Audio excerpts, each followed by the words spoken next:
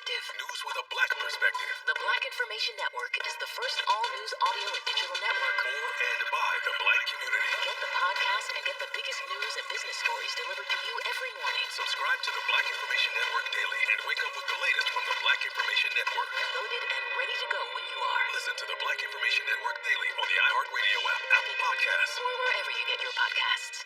Contact World is a technology and media company dedicated to improving public health, and our podcast is our opportunity to dive into hot topics that are relevant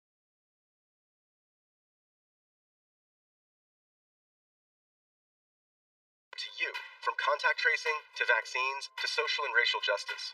We may not have all the answers, but you deserve to know what goes on in your neighborhood and the decisions that affect you and your family's health. I'm Justin Beck. Join me and my co-host Catherine and Deep D as we seek truth in health. Listen to Contact World, the podcast, on the iHeartRadio app, Apple Podcasts, or wherever you get your podcasts.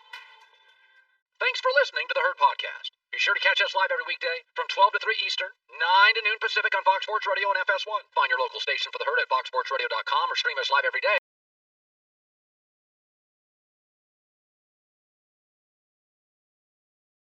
on the iHeartRadio app by searching Herd. You're listening to Fox Sports Radio. It is a Tuesday, and we can't wait. We are packed today, live in Los Angeles. This is The Herd. Wherever you may be and however you may be listening, we're on Fox Sports Radio, iHeartRadio, and FS1. 1 hour from now, our top 10, our final top 10 of the regular season. It'll give you some sense of who we like in the playoffs going forward.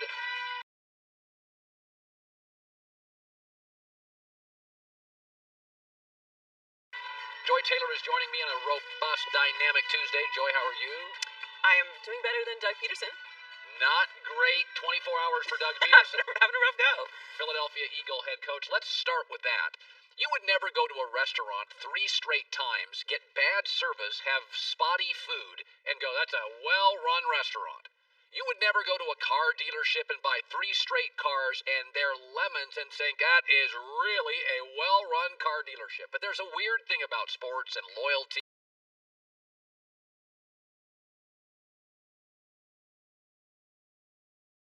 And you put the city's name on the uniform, and let's be honest about the Philadelphia Eagles, and we sort of predicted this, didn't we?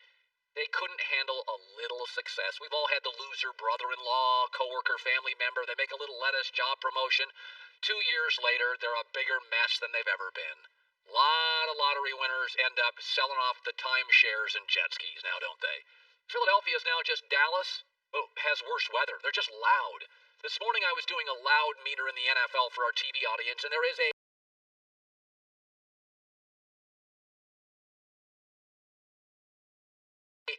striking similarity between the louder the teams, the more they underachieve. Jets, Cowboys, Browns, Eagles. Yes, the Steelers have been loud for several years, got quieter this year, but they've underachieved. And the quietest teams in the league, what a shock. Buffalo, Baltimore, for most of the New England dynasty, for the record. You didn't hear a lot of stories breaking. It was the very end when it unraveled that you did. For all the stars Tampa Bay Buccaneers have, Gronk and Brady, Antonio Brown, they've got all Mike Evans, all sorts of stars. The only one we ever hear of is Bruce Arians, talks about once every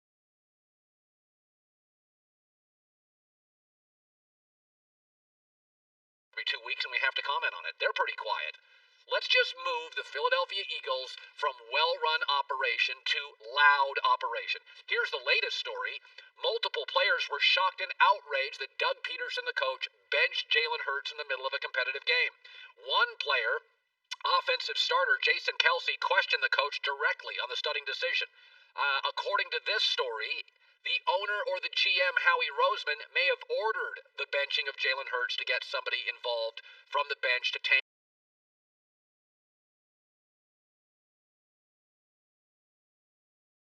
and get a better draft spot. God, this is just the classic. They had a little success and they couldn't handle it. Everybody got a book deal, a car dealership deal. Everybody got a movie role. Everybody was at the parade. Drank a little too much, hung over for the last 3 years. Because this is what Philadelphia is. It's funny, New England had a dynasty for 20 years. And they were adults the whole time. Philadelphia won a Super Bowl. They started lecturing everybody on how to win. Remember that? You gotta have fun in this league. Not really. You gotta win in this league. That's what New England did for 20 years. You did 1 year. Since the Super Bowl, here's what Philadelphia is.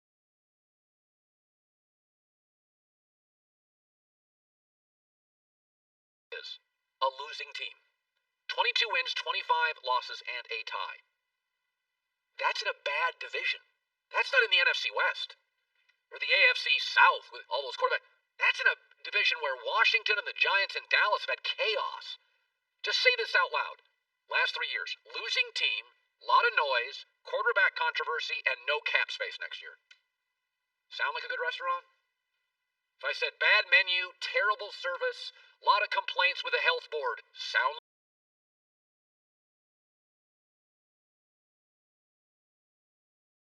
like a well-run restaurant? If I said bad service department, lots of lemons, weak sales staff, sound like a good car dealership? Philadelphia's Dallas with worse weather. That's what they've become. Cap space issues. I mean, the last time they drafted a Pro Bowler was Carson Wentz, and now he doesn't like the organization. What a mess. Doug Peterson taking his future star quarterback Jalen Hurts, pulling him out of a winnable game so that he can get a third stringer reps. By the way, I heard this yesterday on Sports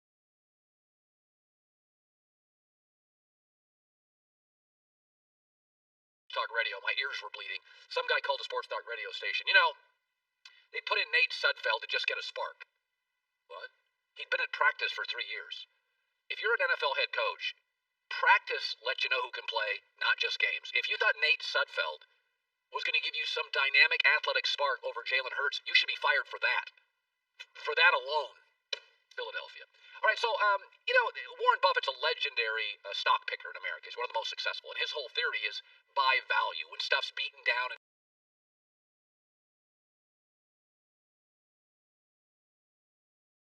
everybody no longer wants it, that's when you go in and buy it. It works that way in real estate. A lot of the richest people, recessions are garage sales for the rich and well-prepared. Stuff gets beaten down, loses its value, but it's still at its core principle very solid. That's when you buy it. So Jason Garrett's interviewing for the Chargers job, and I can just hear it today. I went on Twitter for 5 minutes. Oh, my God. And a bunch of know-nothings on Twitter were telling you how bad Jason Garrett was. Let me just throw this at you. Jason Garrett's winning percentage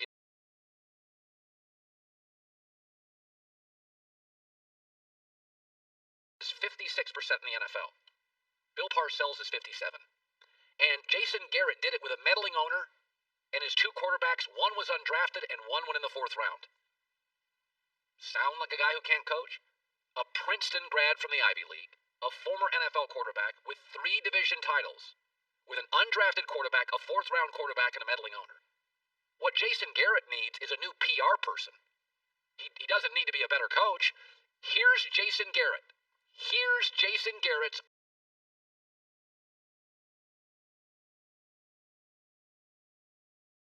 offensive ranks as coach of the Dallas Cowboys. 9 years. Points per game, 6th. Yards per game, 6th. Passer rating, 6th. Yards per play, 2nd. You're telling me that guy can't coach? By the way, he had constant drama. Jerry drama. Dez drama. Zeke drama. I mean, it's a turnstile of outspoken players, holdouts. First of all, it's hard to coach the Dallas Cowboys. Texas is a state that loves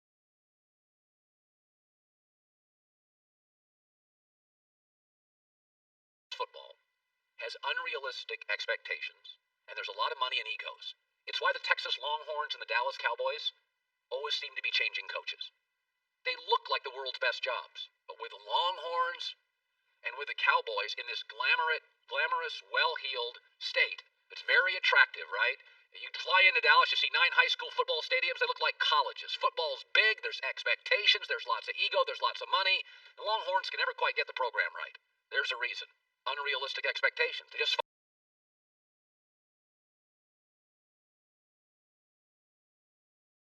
fired a coach who had the same record as Dabo Swinney 4 years at Houston, or 4 years at Clemson. First 4 years at Clemson, first 4 years at Texas. Dabo and Tom Herman, same record. The difference is Tom Herman 4-0 in bowls, Dabo 2-2. The Cowboys are hard to coach. They've had the first 33 years of their existence, they had 2 coaches, Jimmy Johnson and Tom Landry. And everybody's compared to those 2, and everybody in Dallas hates their coach, not named Tom Landry or Jimmy Johnson. They didn't even like Parcells, who's a top 5 coach in my lifetime.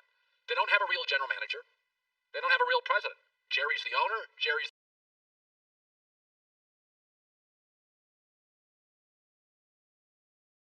GM, Jerry's the president. You think this is easy to coach? I'll say it again. Jason Garrett, look at his offensive numbers for the last 9 years. Now he gets Justin Herbert, a capable, real GM. The Spanos family are non-meddling owners. They don't spend the big money like Jerry, but they don't meddle. And for the record, I don't think it's outside of playing Mahomes a couple times a year, there's a lot of dysfunction in that organization. So this reminds me of Les Miles. Everybody bagged on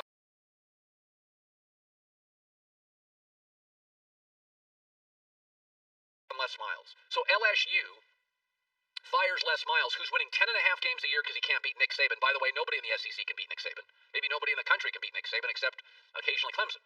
So they fire him, and now they got Ed Orgeron. He won a national title and won 77% of his games. They fire him because he's a little quirky. Well, they hire Ed Orgeron, who's even quirkier, and he wins 76% of his games. And I predict he won't be there in a year. Like, at some point, Les Miles and Jason Garrett just need better PR people. But they can both coach. You win 10 games a year in the SEC.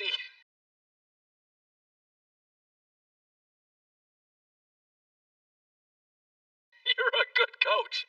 But everybody in the SEC can't beat Saban. Everybody's firing everybody. The history of LSU football, they win on average about 9 games. Les Miles won 10, won a national title, beat Saban a couple times, out the door. So I'm telling you, as a value stock, Jason Garrett with Justin Herbert, you don't have a lot of ego. They have a real GM, non-meddling owner, Justin Herbert, all sorts of stars.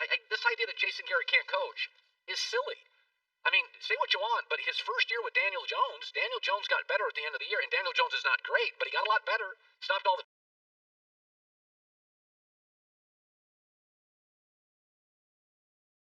turnovers. It's crazy. Sometimes some of these coaches need better PR people. They're fine. There's just some thing out there. Oh, they can't coach. Oh, they just this. The Rooneys with the Pittsburgh Steelers, Bill Cowher and Mike Tomlin have had a lot of disappointing seasons together. A lot of drama and a lot of disappointing seasons, but they just don't fire them. I mean, let me ask you, you watched the Dallas Cowboys this year. First year without Jason Garrett, did they look better coached? You tell me. Did they look better coached? No.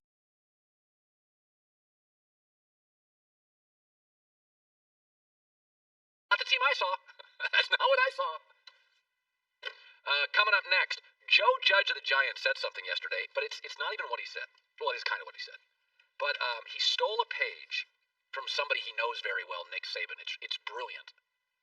It's what smart politicians do. It's what Nick Saban does. It's really brilliant. Not just what he said, but when he said it. And I'll talk about that coming up. Be sure to catch live editions of The Herd weekdays at noon Eastern, 9 a.m. Pacific on Fox Sports Radio, FS1, and the iHeartRadio app.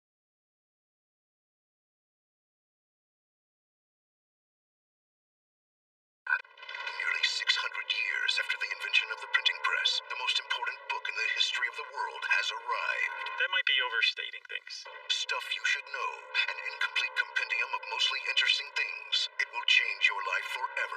Well, that's not necessarily true. Most scientists agree that Stuff You Should Know, an incomplete compendium of mostly interesting things, is proof that time travel is possible. Because that is the only way to explain how a book this impressive was possibly made. What? Stuff You Should Know, an incomplete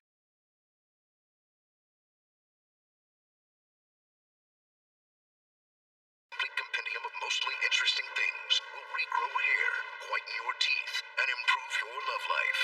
That's just not at all right. Well, the love life part, maybe, if you find someone who thinks smart is sexy. Stuff You Should Know, an incomplete compendium of mostly interesting things. Available now at stuffyoushouldknow.com and everywhere you buy books. Now that is true.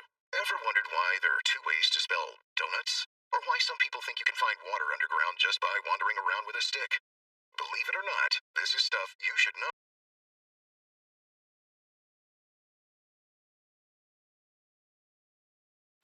You Know the podcast with over 1 billion listens. It's now for your eyes, so you can read it. Stuff You Should Know, an incomplete compendium of mostly interesting things, covers everything from the origin of the Murphy bed to why people get lost. Become the most interesting person you know now at stuffyoushouldknow.com or wherever books are sold. Black Rifle Coffee Company, veteran-owned, serving premium coffee to people who love America. Go to www.blackriflecoffee.com/herd. 20% off your purchase. Your first purchase. Join their coffee club. Good to have you in today.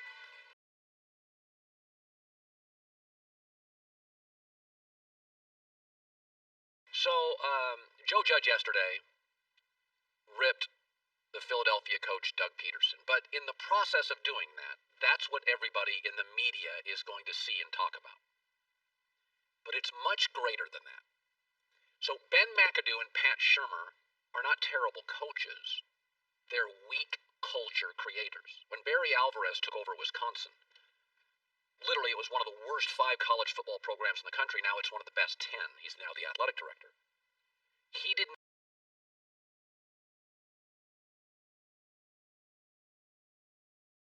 not change the locker rooms. He said, no, love our locker rooms. We're going to learn to love ourselves. That was the culture change.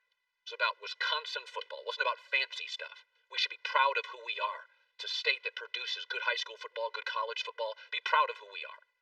And Pat Shurmur and Ben McAdoo, I don't know if they're bad coaches. They're very good coordinators. But they were never able to create a culture. That's what Brian Flores has done in Miami. It's what Sean McDermott's done in Buffalo. It's what Sean McVay changed the culture in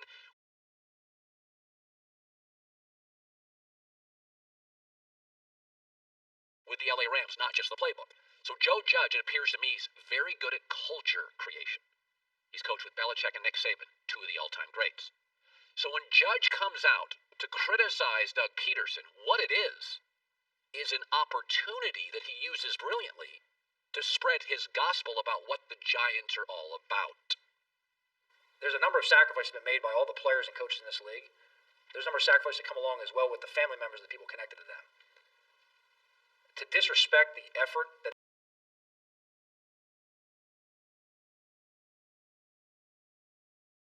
everyone put forward to make this season a success for the National Football League, to disrespect the game by going out there and not competing for 60 minutes and doing everything you can to help those players win, we will never do that as long as I'm the head coach of the New York Giants. That's not just about criticizing the Eagles. He is defining to free agents.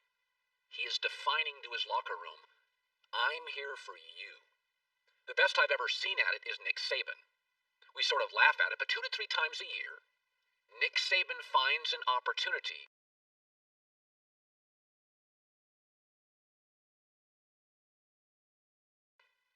to recruit to the nation without visiting your home. He'll find a crevice, an opportunity. He'll go to the podium and he'll spread his gospel. He did it a couple years ago. It's my favorite bit about a player he used to coach at Michigan State. Well, I'm going to give a speech right now about this. Like, where do you want him to be? Guy makes a mistake. Where do you want him to be? You want him to be in the street? Or do you want him to be here graduating? You know, when I was over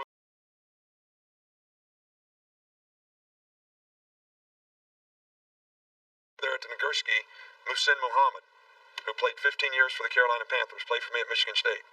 Everybody in the school, every newspaper guy, everybody was killing a guy because he got in trouble and said there's no way he should be on our team.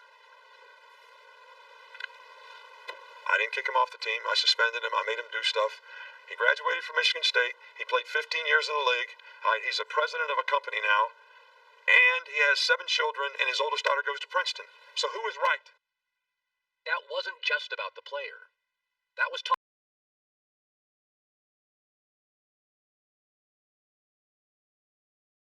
to every mom and dad in North America who has a really good football player.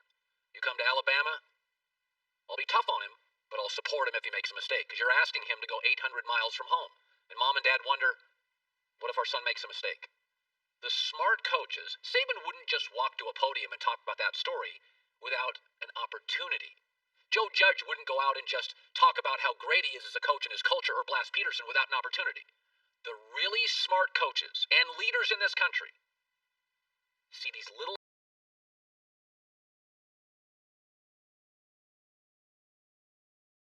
openings, and they go to the microphone, and guys like me talk about it for hours. They get hundreds of millions of YouTube and Facebook views, and they're defining publicly their culture.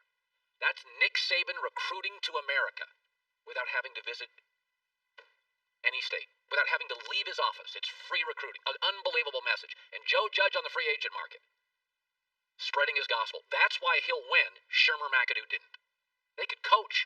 They couldn't spread the gospel. They didn't have the ability, at least at this point.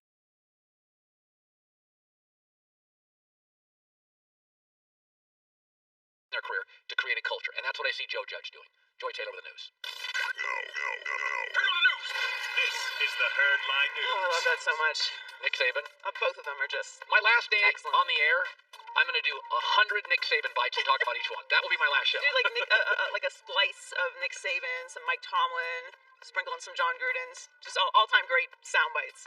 Okay, bad news for the Browns. They've announced that head coach Kevin Stefanski has tested positive for COVID-19. Can't coach. He will not be available for Sunday's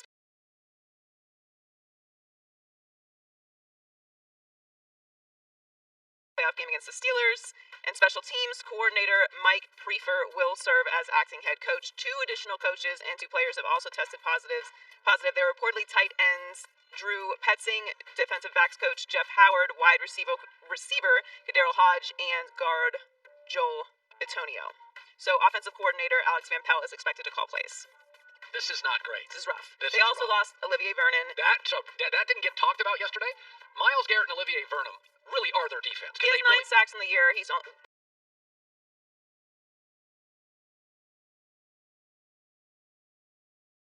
second on the team behind Myles Garrett. This is a huge loss for them. So between Olivier Vernon and this news, the line even moved. Yes, Fox Bet has Pittsburgh favored at 5.5 now. Was 4, it's 5.5. I said yesterday on that Walk the Line show I do, or Talk the Line, I said yesterday my 2 favorite bets in the playoffs were Rams plus 4.5.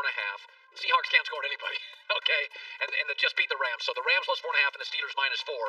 Even at minus 5.5, I like Pittsburgh in this game. It's just literally, it's unraveling for the Browns. Because of my emotional ties to Pittsburgh, I'm scared of this game still.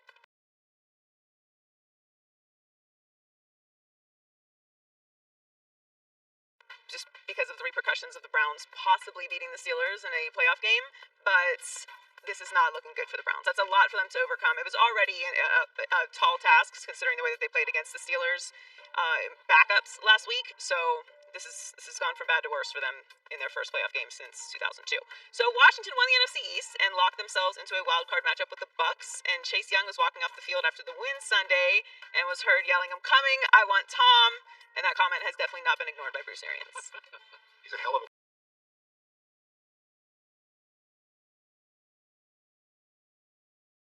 player. Obviously, making him a captain as a rookie speaks volumes. We'll have our hands full, but it's one of those games where you better watch what you wish for. I do think that this is great. This is like it's great for Tom. Well, I think it's fun. Like Chase Young is saying, I love that a star rookie is saying to a Hall of Famer, like, I like that kind of trash talk. That's fun. Yeah, I mean, I don't think it's going to end well for Washington, but Chase Young. he is great. Oh my God. Clearly, He is clearly fantastic. have hit on that pick. I mean, we knew coming into the draft he was really the one player in this draft that was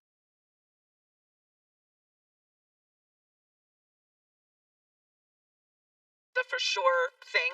You usually only have about 1 or 2 of those in every single draft. Like maybe 2 Yes. absolute hits. You know they're going to start. And he is a star. Yeah. He's been tremendous. He's, as he said, he's a captain of the team already. A team that's gone through quite a bit over the past couple years. For him to come in as a rookie and be a leader like that is tremendous. We're all going to be watching this game because we want to see what Tom Brady is able to do in the playoffs. But the Bucks are favored by 8.5. The NFL playoffs are here. I know. I was thinking about it. I was thinking about it Sunday night. I was like, man, what a tremendous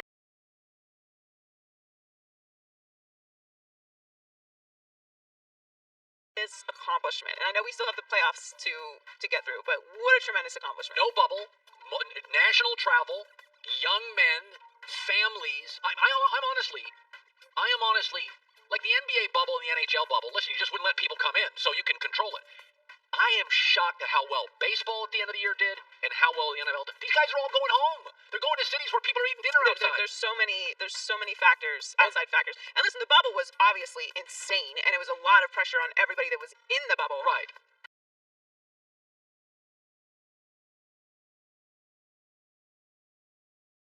But it was a very controlled environment.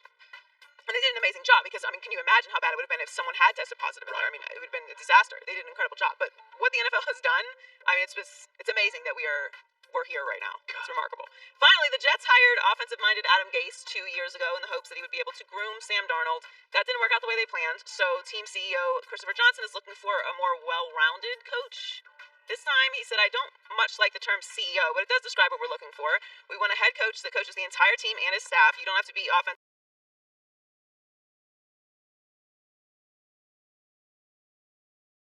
offensive, you don't have to be defensive. This is a coach for the entire team. That's very important for us looking forward. He said he didn't really like that Greg Williams was kind of in charge of the defense. Yeah, well, I don't think that matters. It's just that Adam Gase is not a good head coach. Well, there's. I think I talked about this with you last week. The term walk-around coach. Right. So in the NFL, Jimmy Johnson was known as a walk-around coach. Belichick is. It's not a specific side. They just walk around and they go unit to unit and they correct mistakes. Pete Carroll's known as a walk-around coach. Sean Payton's not. He's all in offense. Lets the defense do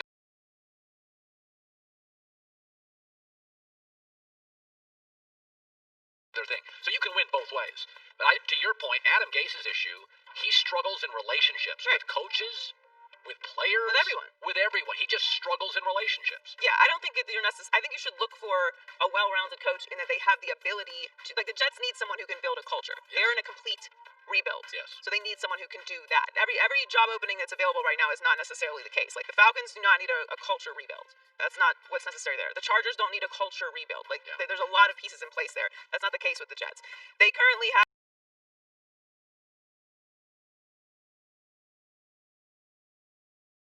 10 picks in the draft, 2 in the first rounds, and $68 million in cap space, second most behind Jacksonville. And they have sought to interview Eric Bieniemy, Brian Dable, Arthur Smith, Matt Eberflus of the Colts, Brandon Staley of the Rams, and there'll be several more requests coming in the next few days. There's some really, I gotta be honest with you, there's some pretty good candidates this year. Sometimes you have good candidate years and bad candidate years. Well, that's good because there's a lot of jobs too. Yeah, enjoy with the news.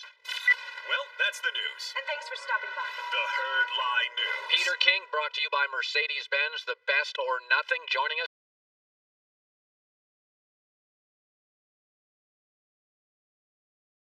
NBCSports.com, Hall of Fame voter since 1992, and Peter King is joining us. You know, I said to start the show, what Jason Garrett needs is a better PR person because he won 56% of his games, Parcells at 57, and you can say what you want about Jason Garrett, who reportedly is up for the Chargers job, but we do this all the time. We just bail on people, and I'm like, time out. Meddling owner, 3 division titles.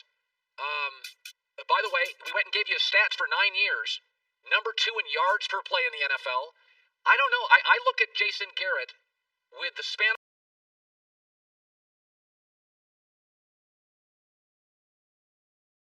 houses, Tom Telesco and Justin Herbert. I'm not sure you can do better. Am I wrong? I don't think that's a bad fit at all. I don't think it's a bad fit, but, you know, look, the Chargers are casting a wide net. You know, I think a lot of times when people say, oh, Chargers want to interview Jason Garrett, Chargers want to hire Jason Garrett, I don't think that's the case at all. I think they want to fact find about Jason Garrett, and then they'll decide whether he's going to be on their very short list. The fact that he's getting an interview, I think, is very encouraging for him, but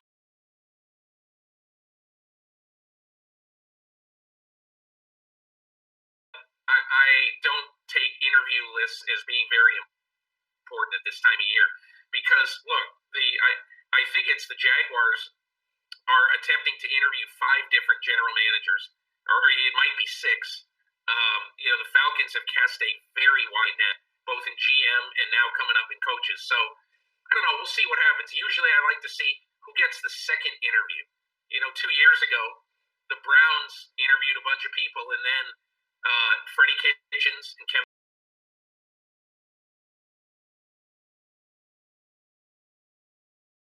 Stefanski got the second interviews, and it was very, very close division in the organization, and they hired Freddie Kitchens. So, you know, I want to see if somebody gets a second interview.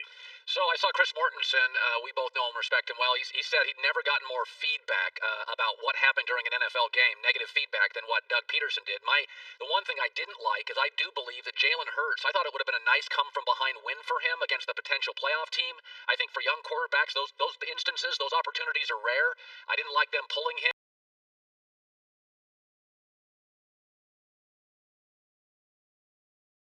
There's also the league integrity stuff. Joe Judge fired back. What did your sources say? What did your people say? The reaction to Doug Peterson benching Jalen Hurts and a winnable game became an unwinnable game. I haven't talked to anybody who said they thought it was a good decision. There are sometimes clearly, look, in that organization, they love Nate Sudfeld.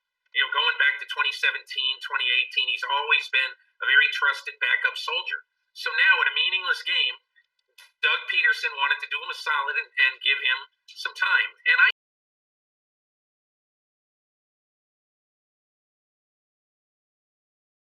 that.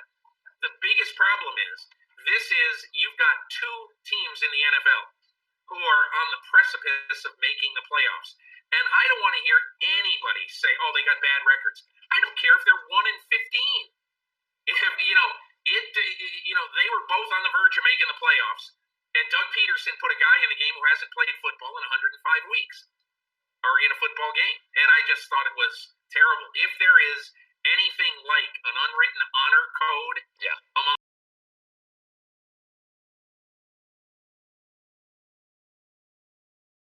coaches in the NFL, he broke it. Yeah. Are you, in basketball, we've seen it multiple times where LeBron James not only goes to an organization and they win, but the organization he leaves unravels. Brady just did a LeBron, where New England lacks some offensive personnel. I'm almost shocked, Peter, how they went 12-4 last year and how in God's name they were a top 10 offense. Has the divorce been as... I don't even think I can get my arms quite around how good Brady has been with no OTAs in the preseason camp. The dire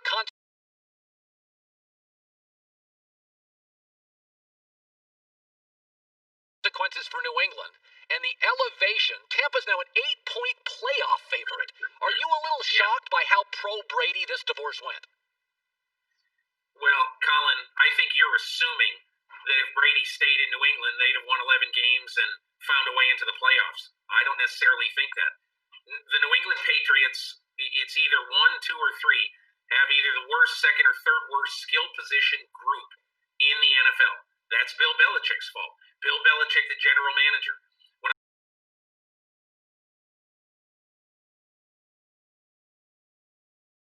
I sat with Brady 1 year ago last night, after the wild card loss to Tennessee, I just, he was just despondent. And he was, he said all the right things, but you could just tell, okay? You could just tell, watching him, watching his body language, he was disgusted with what had happened in New England. And I think now, in retrospect, as I look back on that night, that 10 minutes I spent with him that night, that was Tom Brady basically saying,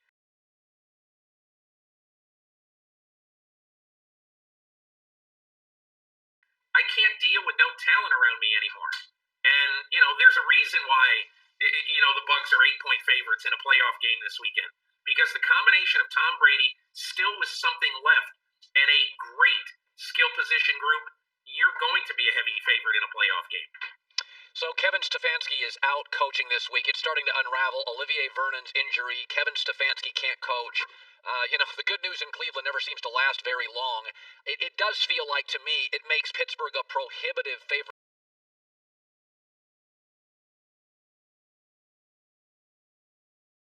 But you tell me, how fluid could a situation be with no head coach in the sideline, especially a new guy? He's not Belichick. He didn't have the same coordinators for 9 years. This just feels like doom to me. Am I hyperbolic here? I mean, it's not good, especially you're playing on the road. You're playing against a team that has had your number over the years in the Steelers. And this was a 2-point win at home against Mason Rudolph, against that team. And a 2-point conversion away, maybe for playing in overtime.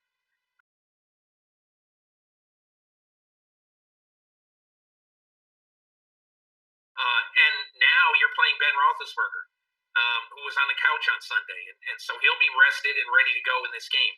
And I guess the way I look at it, Colin, is I could see the Browns winning this game. But everything has to go well. And the one name you didn't mention, Joel Bitonio, the guard who's also going to be out with a positive COVID test. Yep.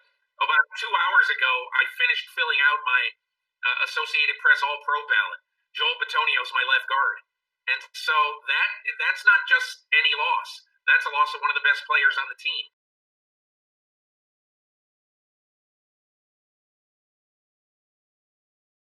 So it isn't just the coach. It's the loss of a very difficult-to-replace player. By the way, finally, Urban Meyer to Jacksonville rumors are hot and heavy. Do you buy him? What do you think of that? I mean, it strikes me because I know that Shad Khan has got a pretty tight circle around him. It strikes me that somebody in Meyer's camp, wittingly or unwittingly, got this out. And look, Colin, I'll just say the same thing. I would love to interview Urban Meyer for an NFL head coach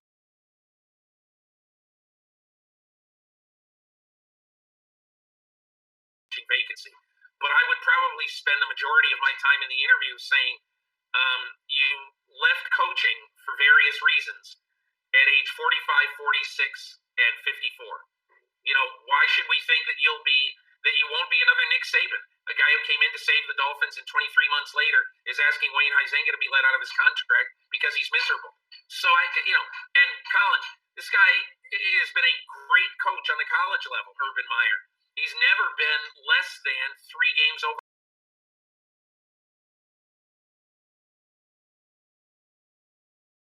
500 in any year he's ever coached. And I just would ask this question, how are you going to like losing in Jacksonville? And I'm not saying you can't win in Jacksonville, you can. But you will undergo significant days and weeks and maybe months of losing. That's just the way it is. Can you take that? Are you ready for that?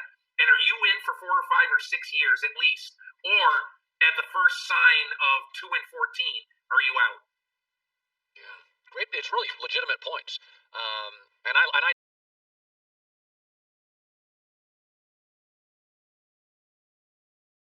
know Urban well, and I love him, but the other thing that worries me a little bit is that, Tom Coughlin was a wide receiver coach in the NFL for years, then he went to college, then he came back to the NFL. Same with Jim Harbaugh. He'd been a Raiders quarterback coach, a receiver coach.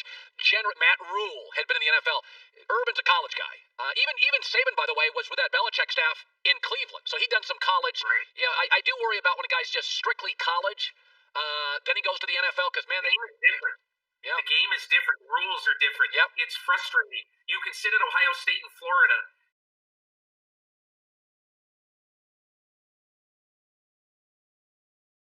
and have a great recruiting class just as a matter of course. Yeah. In the NFL, nobody cares. You can draft Trevor Lawrence, but other than DJ Chark and James Robinson, can you put enough great players around him? Great players to win 10 to 12 games every year. It's a challenge. Ask NFL coaches.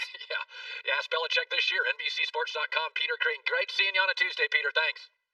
All the best, Colin. By the way, there are 6 NFL job openings. I do think there's one that is clearly better than all the others, and I don't think it's that close, and I'll explain it coming up.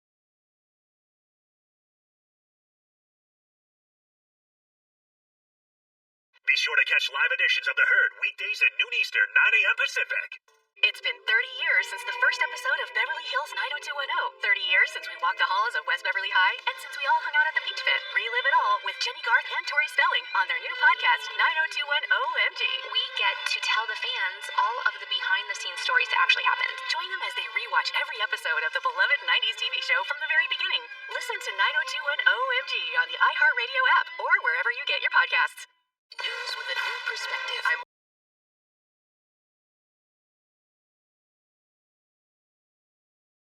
Morganwood in Washington, D.C. News with a black perspective. I'm Mike Stevens in Tampa. The Black Information Network is the first all-news audio and digital network For and by the black community. dedicated to 24/7 news and information. I'm Julius White in Atlanta. Get the podcast and get the biggest news and business stories delivered to you every morning. I'm Vanessa Tyler in New York. Subscribe to the Black Information Network daily, And wake up with the latest from the Black Information Network. loaded and ready to go when you are. With reporters across America bringing you the latest news, traffic, weather, and sports. I'm Doug Davis from Las Vegas. Delivering breaking news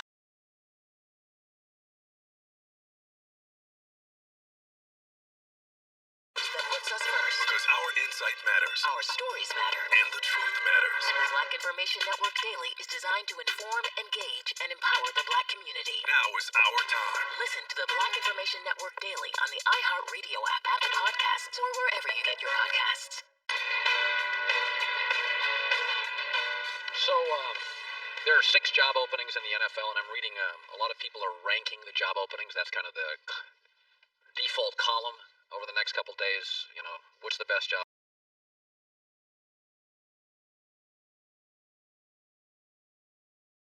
What's the worst job? It's very rare when you take over a job. Usually you take over a team that's a mess. It's very rare you take over a team and you could be a top 5 college football team in 1 year. That's why the Texas Longhorns job is a great job. That doesn't become available. Big brand. They had 3 of the last 4 years great recruiting. Weaker conference outside of Oklahoma, TCU. Steve Sarkisian should win 10 games next year, minimum.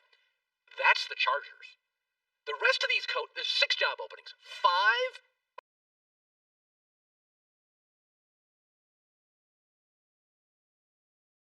or because they're bad. One coach got fired, Anthony Lynn, because he couldn't hit the ceiling. It's not about the floor. 5 of the job openings are Houston's at the floor. Jets are at the floor. Jacksonville's at the floor. The Chargers, hey, we just got a guy that couldn't get to the ceiling. Same with Tom Herman. He went 4-0 in bowls. They wanted better. What you want in a job, this is why the Chargers job is easily the best job. You want a non-meddling owner, check. You want a star quarterback, check. And you want cap and roster flexibility. I think Atlanta's a decent job, but they're in cap hell.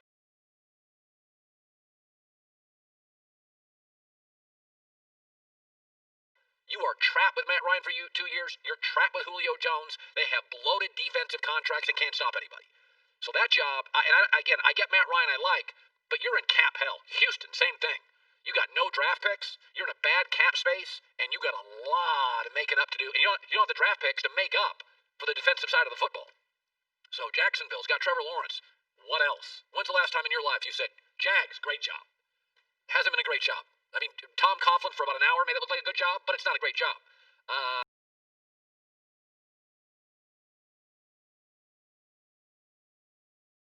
I can work around everything.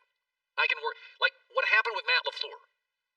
The idea that Matt LaFleur got a job in a stable organization with Aaron Rodgers and a dysfunctional, Bears historically dysfunctional, Lions historically dysfunctional. That's why he's 26-6 in 2 years. You don't get jobs like that. You don't get the Texas job. You don't get the Green Bay job Matt LaFleur got. You don't get the Chargers job. You got the quarterback. The owner doesn't meddle. Your cap and a roster is a win-now roster, and there's flexibility. They're not paying anybody except like Joey Bosa massive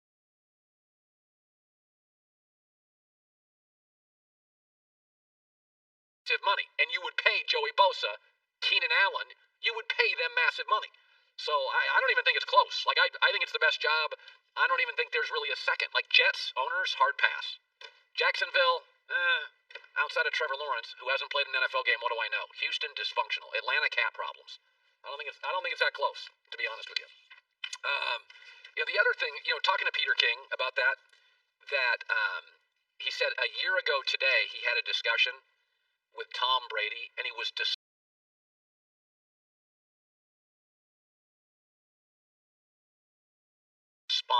over the lack of pieces. What that comment really is telling you about Brady is Brady didn't want to leave.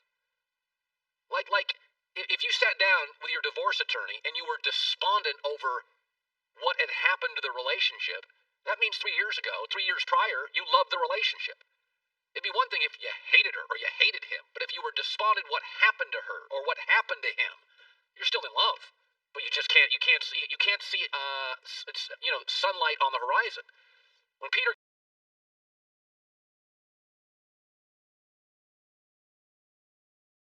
King's Brady's telling Peter King that he didn't want to leave. He didn't want to leave. But New England couldn't draft offensive pieces, and they can't. They have not drafted a Pro Bowler at a skill position since Gronk. He retired and unretired. I mean, that's a long, long time ago. All right, the herd hierarchy, the top 10 teams in the NFL, our final regular season version of it. Next. Contact World is a technology and media company dedicated to improving public health, and our podcast is our opportunity to dive into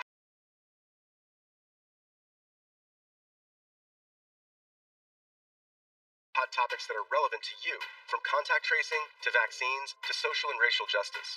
We may not have all the answers, but you deserve to know what goes on in your neighborhood and the decisions that affect you and your family's health. I'm Justin Beck. Join me and my co-host Catherine and Deep D as we seek truth in health. Listen to Contact World, the podcast, on the iHeartRadio app, Apple Podcasts, or wherever you get your podcasts. Ever wondered why there are 2 ways to spell donuts? Or why some people think you can find water underground just by wandering around with a stick? Believe it or not, this is stuff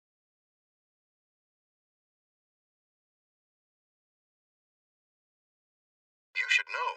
You Know the podcast with over 1 billion listens. It's now for your eyes, so you can read it. Stuff You Should Know, an incomplete compendium of mostly interesting things, covers everything from the origin of the Murphy bed to why people get lost. Become the most interesting person you know now at StuffYouShouldKnow.com or wherever books are sold. Friends, Dancing with the Stars partners, and now podcast hosts. Backstreet Boys AJ McLean and Cheryl Burke bring you Pretty Messed Up. This show talks about pretty much anything, everything, love, life, drugs, sex, rock and roll, you name it. Pretty Messed Up does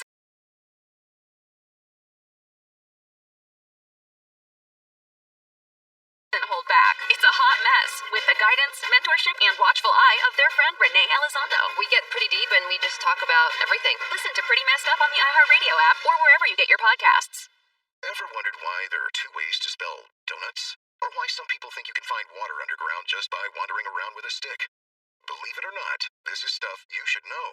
You Know the podcast with over 1 billion listens. It's now for your eyes, so you can read it. Stuff You Should Know, an incomplete compendium of mostly interesting things, covers everything from the origin of the Murphy bed to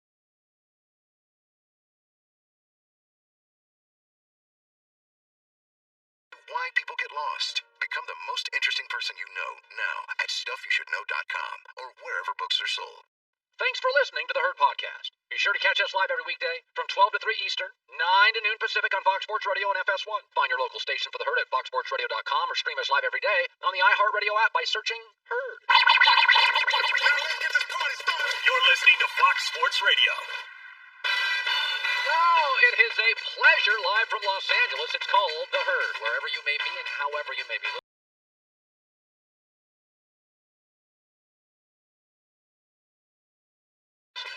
Fox Sports Radio, iHeartRadio, and FS1. Thanks for joining us today. There's a lot of choices out there for you, all of them inferior to this one, of course. But nonetheless, we do appreciate your patronage. To all our advertisers, so forth, so much love in the room today. I'm feeling really good about this show. A lot of good things happening. I don't want to get into it right now, but I feel a little bit like the Buffalo Bills right now. Oh, really? That's how good Right, it nice. is. So today's a big day for you. Why? Your birthday's tomorrow.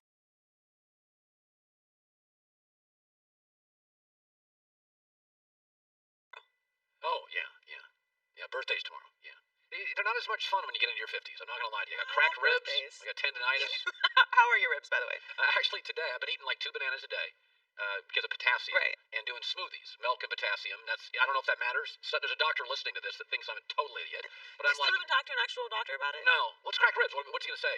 He's going to poke him and go, does this hurt? Boom. I'm going to go, yeah. I mean, but he or she might have a better suggestion for how to approach your rehabilitation Well, process. I know what doctors say.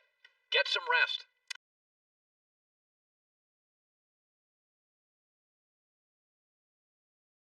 Colin, you sound a lot like a lot of people out there today, and I wish more people would talk to doctors.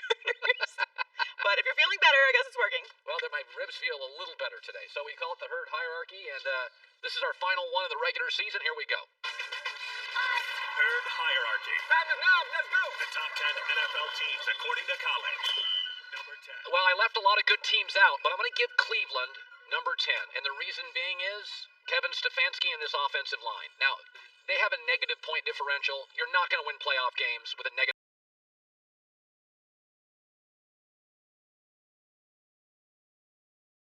point differential. It's hard to get to the playoffs and have that. And they're the only playoff team of the 14 with that. And so it tells you, when they win, it's narrow. When they lose, it's ugly. But their offensive line, which will now be missing their top guard, was the top rated. And I do think they do a good job mostly of masking their bad and young secondary by controlling the line of scrimmage. So they are number 10. Number 9. Pittsburgh Steelers, and I've been rough on them all year, but I've always had a rule in the NFL. Here's how you win. Find a quarterback, protect him, and then get players who will attack their quarterback. And the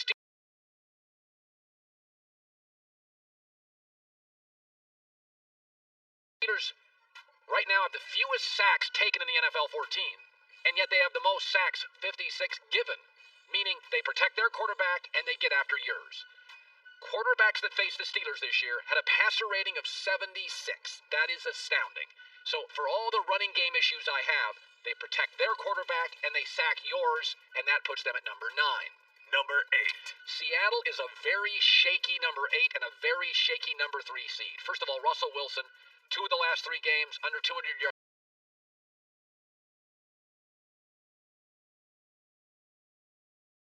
passing. They are struggling throwing the football. Worst passing offense in the entire league over the last 3 weeks. Do they snap out of it? I certainly wouldn't want the playoffs to be a place where I find my passing game. Jamal Adams is now dinged up back into the secondary. There's so much I like about this team. I do not like where they're at. I don't like the Rams matchup, which is a ferocious defense, a great coach, and you just beat them a couple weeks ago, so they know exactly what you do. I think this is a possible upset by the Rams this weekend.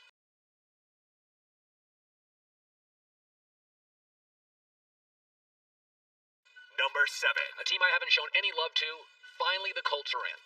Here's the thing, is that we know their defense and their coaching's good, but they couldn't really run the football, and that's what they have to do with Phillip Rivers. And with no preseason, it took them forever to figure out their running game. They figured it out in the last month. They've won 6 of 8.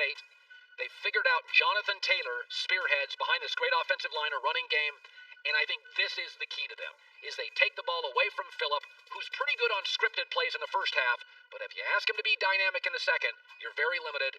Jonathan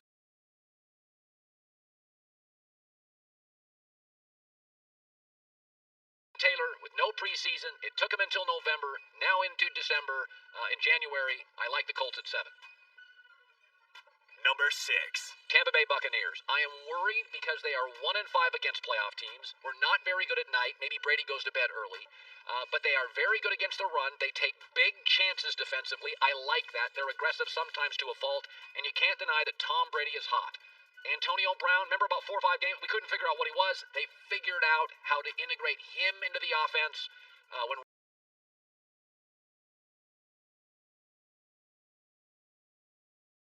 Ronald Jones is healthy, they have a very explosive running back.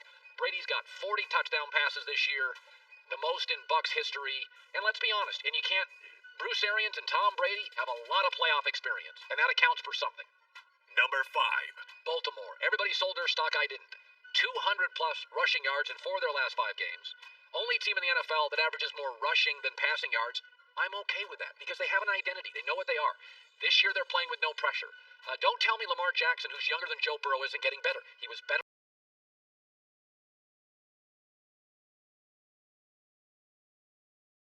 in the red zone this year. Every year Lamar got a little bigger in year 2. Now he's a little better in the red zone. And, every time I show highlights of Lamar Jackson, he's throwing touchdown passes. Don't tell me he can't throw. Doesn't throw like Justin Herbert. He doesn't throw like Kyler Murray, but don't tell me he can't throw. He can, and situationally, I think this team is a nightmare because you cannot duplicate them at practice all week with Lamar's special talent. Number 4. Kansas City, my eyes tell me something's not right. Yes, they're 4-0 against playoff teams, so I know they've got the ability to pop. But folks,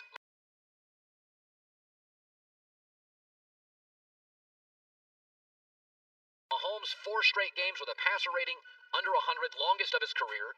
They're the worst red zone defense. They don't run the ball consistently, and I just don't feel they're playing particularly well right now.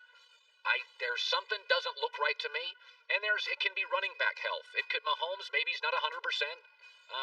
There's something not meshing on this offense. They've become very dependent on the big explosive play, and those are harder to get against better teams and coaches and rosters in the playoffs. Number 3. Green Bay Packers, they did answer the physicality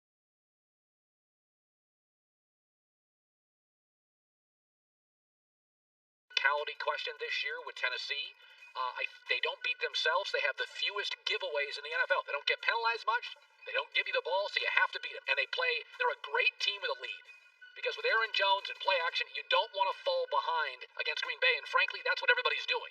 Because Matt LaFleur, he did it last year as a rookie, and this year too, very good on script. He's very good at dialing up plays and scripting the first 15 of the game, and they take leads, and they're hard to beat because they've got, at times, a pretty decent pass rush, Packers 3. Number 2. Saints, best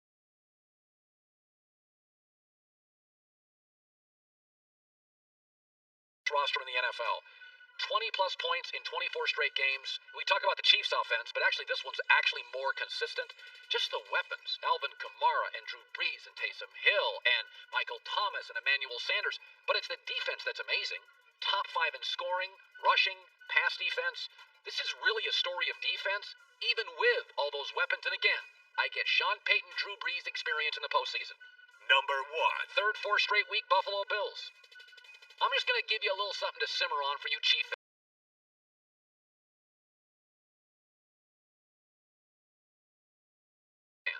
They're the first team in the NFL to win their last 3 games by over 25 points entering the playoffs since the 96 Packers who won the Super Bowl. When you're good and you're on fire, you are no fun to play. They can attack you from any angle. Stephon Diggs was the best wide receiver. Allen looks like the best quarterback in the league. They're protecting him. They can run when they need to. They're excellent situationally on defense late in games. What they did to Miami was jaw-dropping.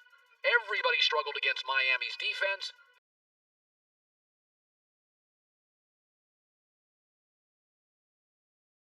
They dropped a 50-burger on them for the third, maybe fourth straight week. I think Buffalo, the Bills, and the Bills Mafia, number one team in the NFL, and that's where we stand today. By the way, I was this morning, as I'm prone to do, I was texting important NFL executives. So it's interesting. We were looking at the NFL draft order. Everybody's doing mock drafts now. It's you know how at the beginning of the year I said nobody needs it's like almost nobody needs a quarterback. And then you get to the end of the year, and I looked at the top 15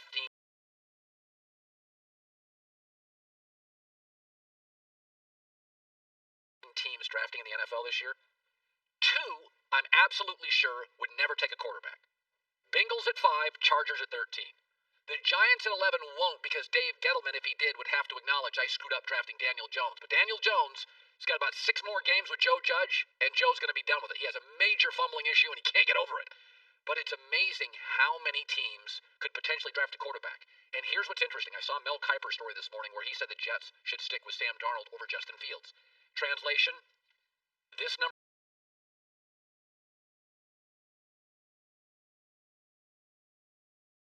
2 pick is valuable. So I was on the phone this morning with 2 NFL execs. So San Francisco, a story this weekend,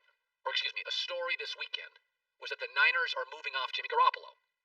That was a story by a legitimate NFL reporter. They're not happy with Garoppolo. They're going to seek alternatives. Number 1. Number 2 is the Niners see themselves as a win-now proposition. They've got the players. In fact, how long could George Kittle last? They need some secondary help and a quarterback they trust.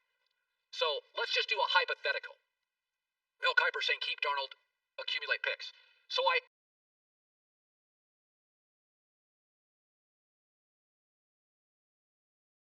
asked 2 different front office execs in the NFL, what could the Jets get as the number 2 team if the number 12 pick San Francisco moved up?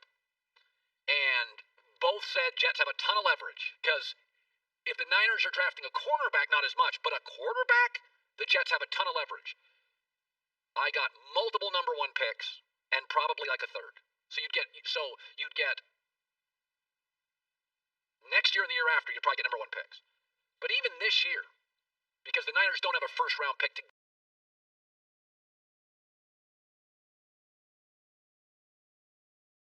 give you this year. If you kept Darnold, you'd have 2 first round picks this year. 2 third round picks this year. Niners don't have a third to give you this year. If you moved down to 12 from 2 and you got a second this year from the Niners and 2 firsts for a quarterback, you'd have 2 firsts, 2 seconds, 2 thirds this year. Then you'd get 2 firsts and 2 thirds the following year. Capiche? Following me? The bottom line is Joe Douglas had a good draft. You're giving Sam Darnold 6 starters this year.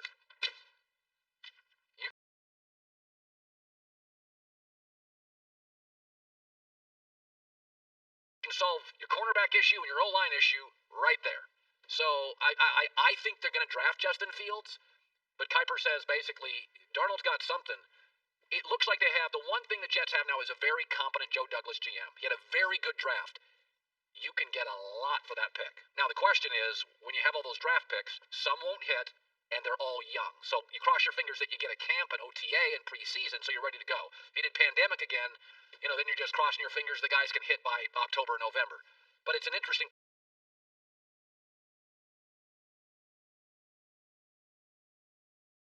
proposition. I guess my point being that we talk about who doesn't need a quarterback to start the year. I look at the top 15 picks. Chargers, Bengals, Giants probably no. Jags, Jets, Dolphins. I've said if I was Atlanta, I would draft a quarterback. Philadelphia, according to one mock draft, Pro Football Focus, they're taking a quarterback. Detroit, Carolina. Dallas probably doesn't, but Andy Dalton might find himself with other opportunities. Man, it's Jedd, that number 2 pick. If you keep Sam Darnold, you have massive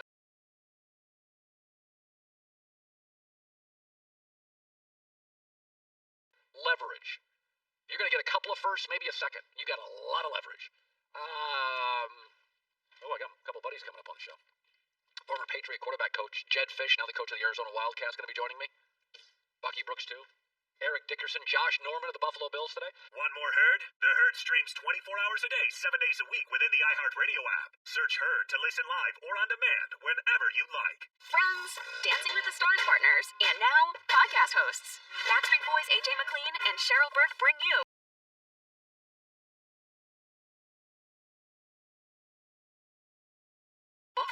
Messed Up. This show talks about pretty much anything, everything, love, life, drugs, sex, rock and roll, you name it. Pretty Messed Up doesn't hold back. It's a hot mess with the guidance, mentorship, and watchful eye of their friend Renee Elizondo. We get pretty deep and we just talk about everything. Listen to Pretty Messed Up on the iHeartRadio app or wherever you get your podcasts.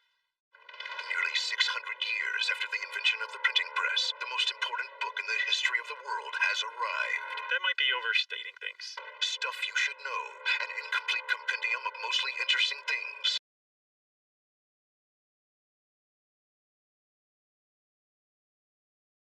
It will change your life forever. Well, that's not necessarily true. Most scientists agree that Stuff You Should Know, an incomplete compendium of mostly interesting things, is proof that time travel is possible.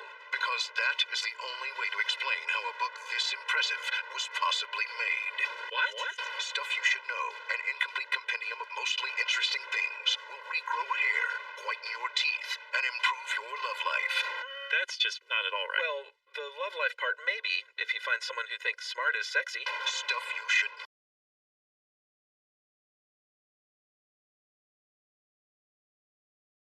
Know, an incomplete compendium of mostly interesting things. Available now at StuffYouShouldKnow.com and everywhere you buy books. Now that is true.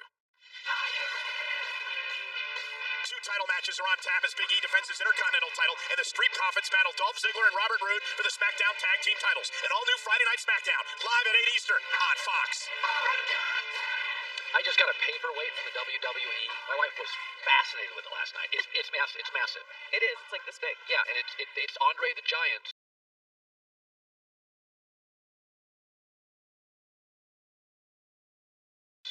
Ring size. And I'm not joking when I say this. You cannot believe it. So it's basically a paperweight based on the size of Andre the Giant's ring finger. No. I'm not lying. That's impossible. You've seen it, right? Yes, his fingers are the size of softballs. Go find Alex. Go find a picture of Andre the Giant It's grasping a literally beer can. It's literally this big around. No, I want Alex. But his fingers? You cannot believe. Yes. His fingers are this big. Yes. No. So Alex, get on that.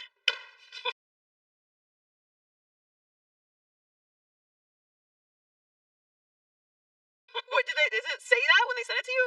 No, but I texted the person who sent it. I said, "What is this?" He said, "A paperweight." I said, "Is there a connection to Andre the Giant?" And he said, "Good catch. It's the size of his. It would be like a ring." I have to rewatch this video now. Okay, it's on my Instagram. I'm very popular. Yes, very. All right, so's Bucky Brooks, former NFL player, scout. All that stuff is joining us now live. A Fox Sports NFL analyst. These mock drafts coming out. By the way, so we have 6 job openings, and I said, what I want is a non-meddling owner, a good quarterback, and roster cap flexibility. The Chargers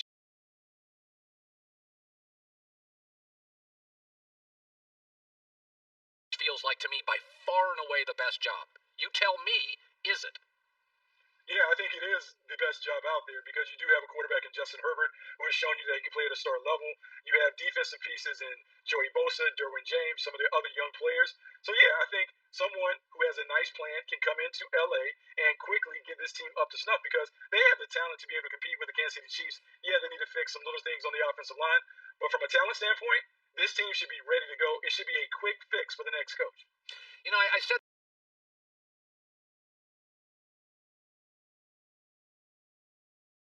this earlier that if you went to a restaurant and had 3 bad meals in a row, you would not say that's a well-run restaurant. If you went to a car dealership and had 3 bad experiences, you wouldn't say, well, it's well-run. The Eagles now, 3 years removed from the Super Bowl, are a losing team in a bad division. They're noisy. They're public. They're becoming the Jets with a better record. I look at them and we subscribe to they know what they're doing. They're very well run. Since the Super Bowl, Bucky, they don't look well run to me. This Doug Peterson thing feels like a public mess.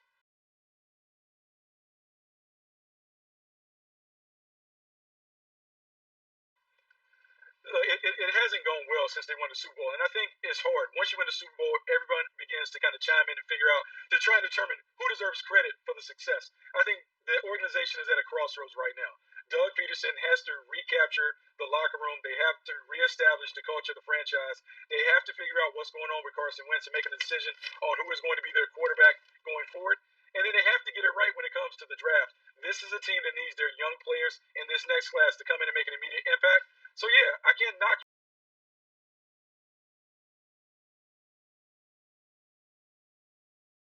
for saying that it hasn't gone well for the Eagles. Right now, they have to hit the reset button. They have to get it right going forward. Listen, one of the reasons I subscribe to the theory that Brady would do well this year is because he had very good aging traits. Diet, work ethic, coachable, focused. He's a compatible personality. One of the reasons I have subscribed to the theory that the Steelers, I have doubts, I don't think Ben shares in those aging habits. Diet, focus, off-season. Would you admit today that Brady has surpassed your expectations in Tampa?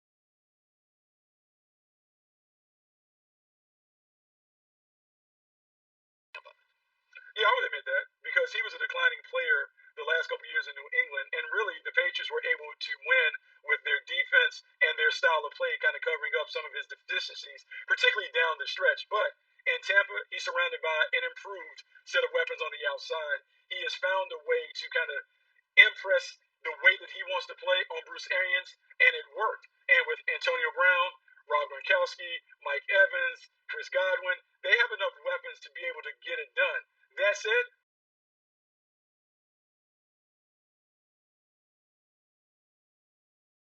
we'll see what this looks like in the postseason. They're not a perfect team, but they certainly can win a couple games and make it tough on some of the teams that they could face in the postseason. So the Browns this morning, I feel bad for them. I mean, really do. Here, Stefanski can't coach. They lose their offensive guard. But I will say this, because I do think I think it's a tough spot. They got to beat Pittsburgh again. They don't have their coach. Pittsburgh gets to the quarterback, and now they're missing their top pass-blocking offensive lineman. Not going to be a great weekend for the Browns. But I will say this, is that I will give them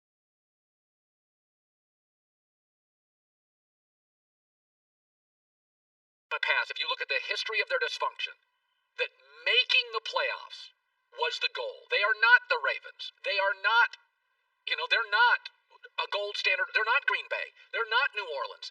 I would make the argument, regardless of this weekend, you have to look at this season as an absolute success. No denying it. Is that right? Fair or right? Oh, that's absolute. Like, it is an outstanding season by Kevin Stefanski and his coaching staff. They've gotten this team to go into the postseason. When you think about the drought that took place in Cleveland,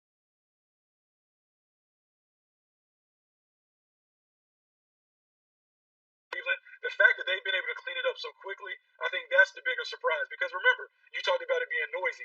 It was noisy last year with Freddie Kitchens and all of the stuff. Because we expected this team to pop last year. They didn't do it. They come back this year. They're quiet. They're focused. They go about their business in an understated way. And they have a style of play that is conducive for them being a team that is a factor for the long term. Now, they will eventually have to pay the quarterback. And they have to make a decision on how much of Baker's success is a product of his talent and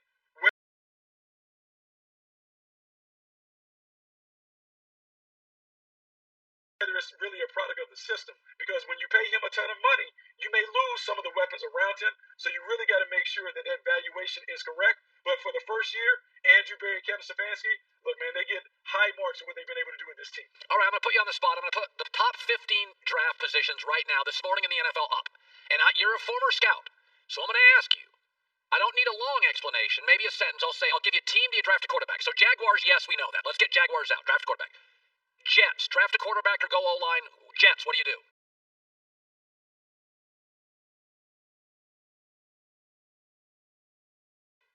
Just take a quarterback because it resets the clock and gives you a longer run at being able to build a Super Bowl contender. Okay, Dolphins 3. Ooh, that's a tough one. I think you stick with Tua Tagovailoa, and I think you can auction up to pick for more picks, more players. Falcons with an expensive old Matt Ryan. Well, I mean, you're trying to lead me. That would be leading the witness. Yes, you go and get a quarterback because Matt Ryan is near the end of his run. You want to upgrade it, and a new general manager and coach want their own guy. Okay, Bengals won't. Eagles 6. Look, they talk about being a quarterback factory. I think you punt on the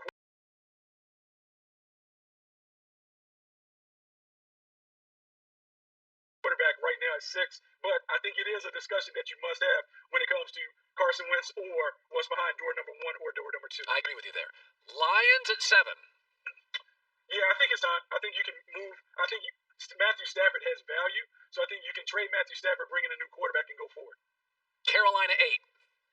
Carolina has to look for a quarterback. The owner has said as much. Okay. Dave Tepper's on record talking about needing a quarterback. You need a franchise quarterback. All right. Now, this is where you and I are going to have a difference of opinion.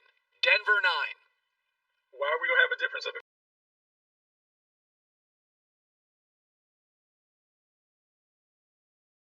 Drew Lock wears me out, man. It's not working for me. It's not working, but here's the thing. I don't know if they're going to be in position to get a quarterback. I think you stay with Drew Lock for at least another year. John Elway moving up from the general manager role.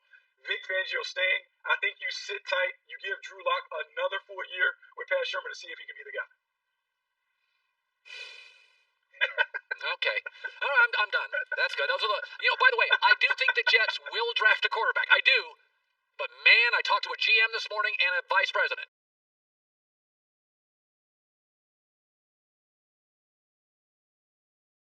You could get a haul. Bucky, they already have a haul of picks for Jamal Adams. They could get 3 or 4. They don't have a number 1 pick this year. You could get the Niners number 1 next year, year after. That's pretty tasty. That's good. The only thing is, whoever the new head coach, he has to come in with a clear plan for getting Sam Darnold up. Sam Darnold has underachieved to this point, and I know everything around him has not been perfect, but I haven't seen enough of the flashes to suggest that he's a franchise quarterback worthy of picking up the 5th-year option and signing him to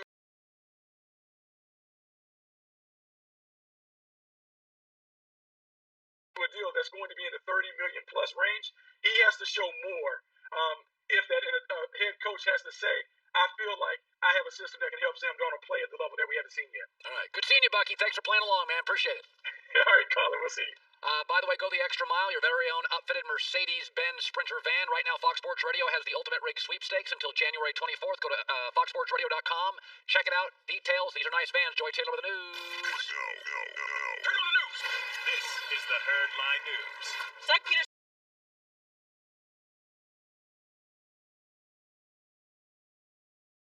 has gotten a lot of criticism for benching Jalen Hurts for Nate Sudfeld on Sunday, including some from his own team. The Philadelphia Inquirer is reporting that many Eagles players and coaches were shocked and outraged when Hurts was taken out. 2 defensive players reportedly had to be held back from confronting Peterson about the decision, and center Jason Kelsey, along with another offensive starter, approached Peterson for an explanation for the move. Miles Sanders talked about it today. He said, man, if I'm being honest, nobody liked the decision. Nobody. All right, That's all I can say, really. I don't know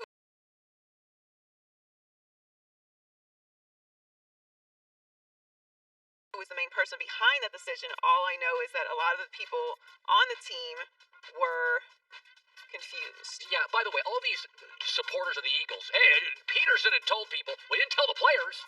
Folks, look at the body language of Jalen Hurts and the Philadelphia players on the sideline. The body language, I mean, you go on a date, you go for a job interview. Body language tells you a lot. If you watch the sideline reactions to the move, they were all like, I mean, Jalen Hurts was like the side eye. He was like, what, this isn't right.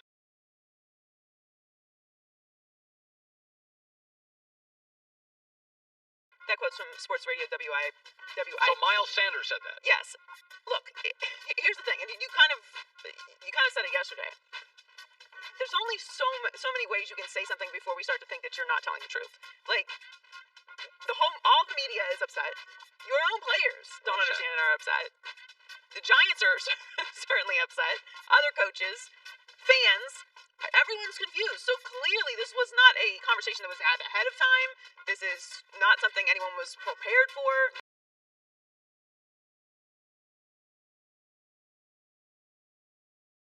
No. You could see Jalen Hurts on the sideline. I thought he was doing a really good job of keeping his face together. I am not really good at that, so kudos, because I wear my emotions on my sleeve. I would be able to contain myself. Yeah, no, it just, Jalen Hurts in an offensive line, they kept panning the sidelines. Nobody, as Miles Sanders said, nobody was down for it. Nobody. Well, this is why, and I say it all the time, coaches and players do not tank. Doug Peterson feels comfortable and safe in his position, so that's why he felt the need to do that. Because either he chose to do that because he was tanking, or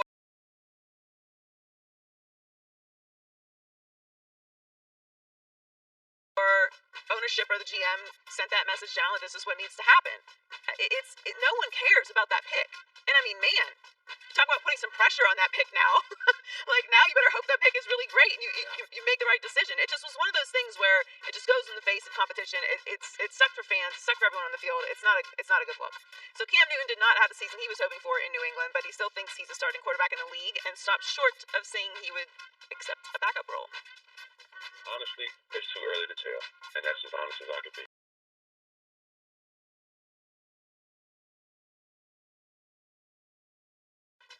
think I have starting talent? Absolutely. Do I think a lot of things that I've done were devalued in not the team's perspective, probably the media's perspective? Absolutely. I understand that if given the opportunity, there is nobody better than me. Well, the market will decide. It won't really be Cam's decision. Right. Teams will call his agent and say, we want you. So, well, it'll be similar to what happened before he came to the Patriots. Right. Like, I felt like there was a market for him. I felt like he could still play. But the NFL's going to decide that. Now, I mean, just going down that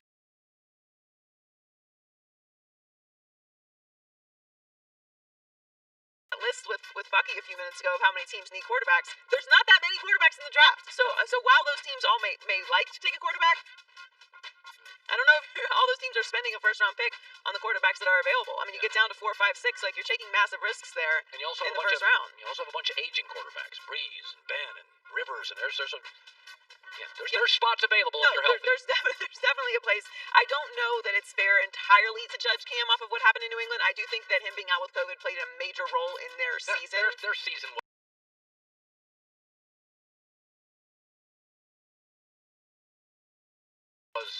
it was a mess. None of it was good. And they don't have good pieces. I mean, there's a reason why Brady wasn't there. So they were 7-9 this season, and they have 7 picks in this draft. They are going to get the 8 players that opted out back. Yeah. So they are going to look a little different next year. What they're going to do at quarterback, I still think Bill Belichick has some magic working behind the scenes that we don't know about.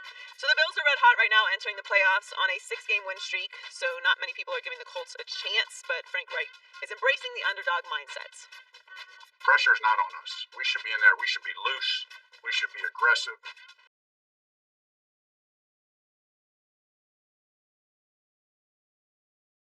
You know, we should be freed up to just play our best game of the year against a really good football team. And no one's going to, in reality, no one's going to give us a chance. The Bills are favored by 6.5, according to Fox Bet. You have the Bills as the top team in herd hierarchy. They're blowing everybody out. Like, they're not even in competitive games. They are rolling, and this feels like a recipe for disaster for the Colts. This is a big game for you. Yeah, if I lose, I get the mustard gun the following Monday or Tuesday. Not great. Yes, so these are the big-time stakes in this Bills-Colts game. Good stuff, Joy.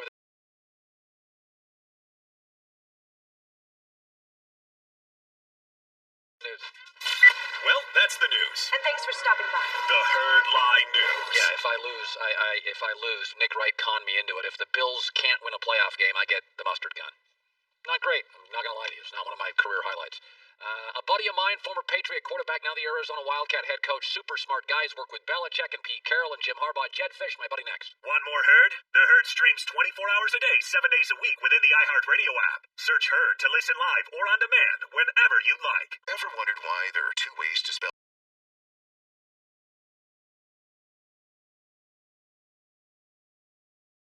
donuts? Or why some people think you can find water underground just by wandering around with a stick? Believe it or not, this is stuff you should know. You Know the podcast with over 1 billion listens. It's now for your eyes, so you can read it. Stuff You Should Know, an incomplete compendium of mostly interesting things, covers everything from the origin of the Murphy bed to why people get lost. Become the most interesting person you know now at StuffYouShouldKnow.com or wherever books are sold. It's been 30 years since the first episode of Beverly Hills 90210. 30 years since we walked the halls of West Beverly High, and since we all hung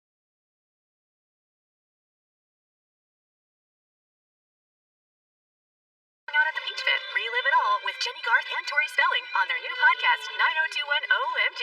We get to tell the fans all of the behind-the-scenes stories that actually happened. Join them as they rewatch every episode of the beloved 90s TV show from the very beginning. Listen to 90210 OMG on the iHeartRadio app or wherever you get your podcasts. Well, Jedd Fisch on his resume. You know how on your resume you have people like your the people, what do you call that, Joy? References. On his reference, my next guest, his 3 football references are Sean McVay, Pete Carroll, and Bill Belichick.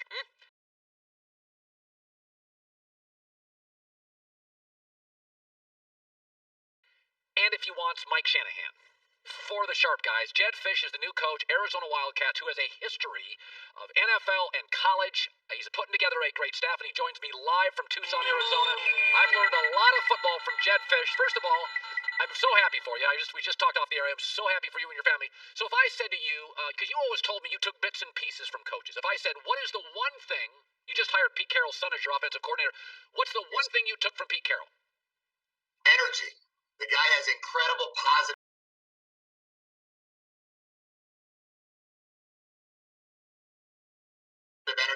and the passion that he brings is just phenomenal. The one thing you took from young Sean McVay. Work ethic. The guy is an absolute machine. And there's two things, Colin, if you let me with him, is communicator. The guy is a phenomenal communicator, and he's done just an incredible job making sure that everybody knew exactly where they stood at all times. Bill Belichick holds you in incredibly high regard. Bill Belichick. Process. The guy, unbelievable in terms of really every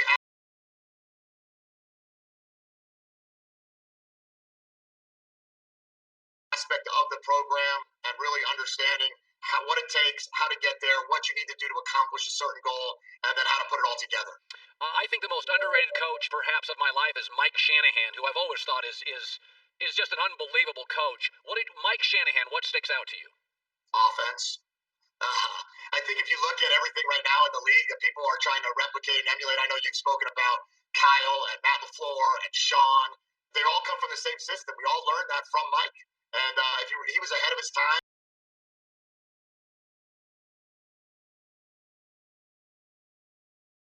And his offense is still one of the top 5 offenses in the NFL on probably 3 of the 5 teams. So you were college roommates with Howie Roseman of the Philadelphia Eagles, and I always feel bad for these GMs and coaches that get in the middle of these controversy blenders and they get thrown into it.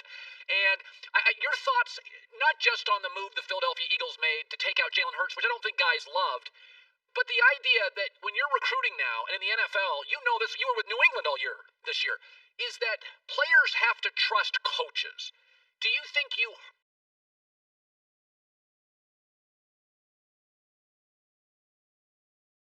puncture trust with a move like you saw Philadelphia make? You know, it's such a unique situation that they have going on over there. What we're trying to do here, we're talking about everything being personal. You know, that's a big message we're telling our guys. It's personal. And I think it comes with building the trust and the relationship with your team. Not knowing what went on over there and not knowing the set of circumstances that occurred that might have caused them to make the decisions they make, it's real hard for me to comment on it. But I just know in our situation, as we're trying to build our program, that we want it to be all about building a trust, building a relationship, and really making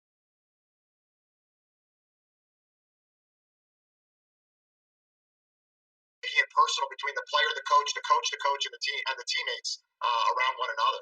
You know, you also coach with Jim Harbaugh. You know, it's interesting. There's a lot of different ways to win. Harbaugh has more of an eccentric personality. Bill is, he's got the hoodie. He's a little Darth Vader. Sean McVay is massive energy. But yet, they're all successful. And look at the players you're recruiting today, 18-year-olds, 19-year-olds. In your opinion, what's the best mechanism to make it work with? What do players want today, Jedd?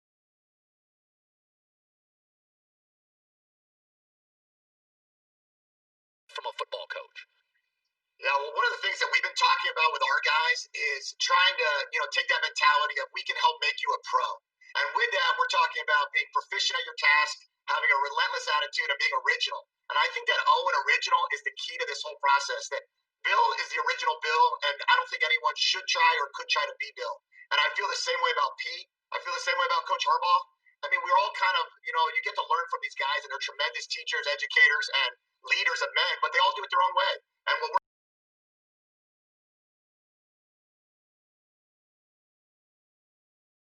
trying to do here in Arizona is do it our way, taking so many different leaders and try to learn from them, but in our own way, be the original team, the original, Arizona football staff of 2021, and really explain to our student athletes and the guys we're trying to recruit, you come here, we'll help make you a pro, but we're going to do it in our own way.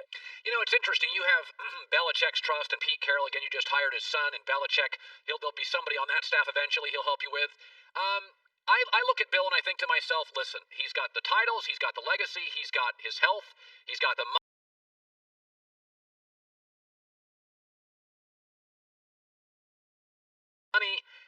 How long, you know this, it doesn't matter who you are. If you don't have a quarterback, you cannot win in pro football. You just can't.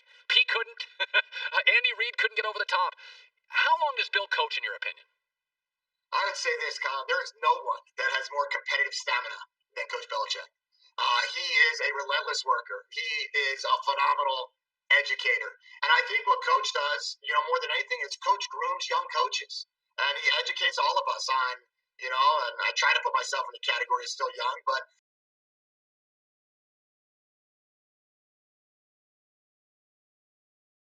he educates the guys in his program, and he helps build it up and teach you how to be, the very best at what you are. And I can't see him having any interest in slowing down. He certainly never did. He was the first one in, and he's an unbelievable teacher and master of football.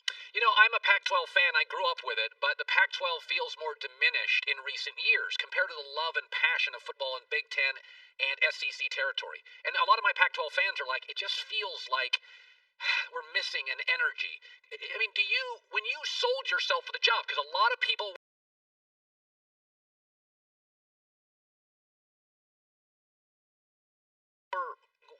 this is a Power 5 job. Do you sense that the Pac-12 can turn it around, can get some momentum they've missed for about 5-6 years? Yeah, we need to. We need to get the momentum, the energy, and it comes from winning, right? Like in everything, that you got to be competitive. You got to play good football. You got to produce professional athletes. You got to make people proud of what they watch on Saturday. They have to be good competitive football games. I think when things are going well, we obviously know what it felt like when Coach Carroll was the head coach at USC. There was no doubt,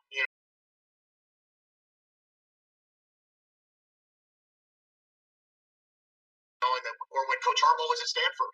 And I think what we need to do is we need to really build that and find a way to get that back and get that energy back. And it really comes from more teams being good. Not just one team, not just two teams, but the more teams that can be good, the better the games are every Saturday. Then all of a sudden that Pac-12 after dark becomes something that nobody wants to miss and everyone wants to stay up for. All right. By the way, can you take your computer, show me what you're looking at right now in Tucson? I want to see, because Tucson's a beautiful little place. All right, let's do this. I don't know. Can we do that? Can you see are we out there? Oh.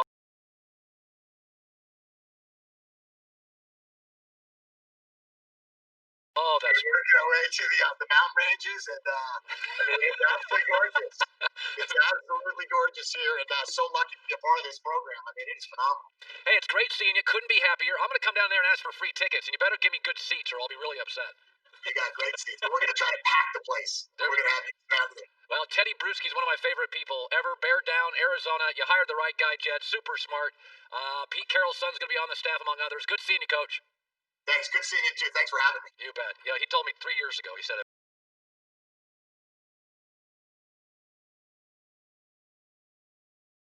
Arizona ever comes open, he goes, I know the athletic director. That's an interesting job. Listen, I grew up. They had Dick Tomey. Arizona was a good team.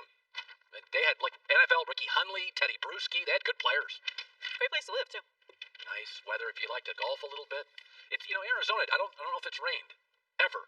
In Arizona, Tucson. I'm not sure a big Tucson. rain place. It's not a big rain. Southern California isn't a big rain place. It rained last week and everyone was freaking Oh, out. you would have thought we had an avalanche. If we had a blizzard here in Southern. It's raining, guys.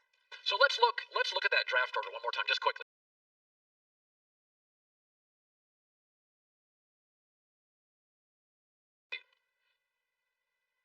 So this is the NFL draft order. The teams we know will take a quarterback. Bucky Brooks. Jacksonville 1, Jets 2, Atlanta 3, we really think Detroit 4, Carolina 5, and San Francisco is interested at 6, and New England absolutely at 50. So you have 7 potential quarterbacks in the top 14, 15. By the way, if I was Minnesota, I'd draft one. I would absolutely draft one. Are there that many guys? Nope. That's why there's a market for Jimmy Garoppolo. There's a market for Carson Wentz.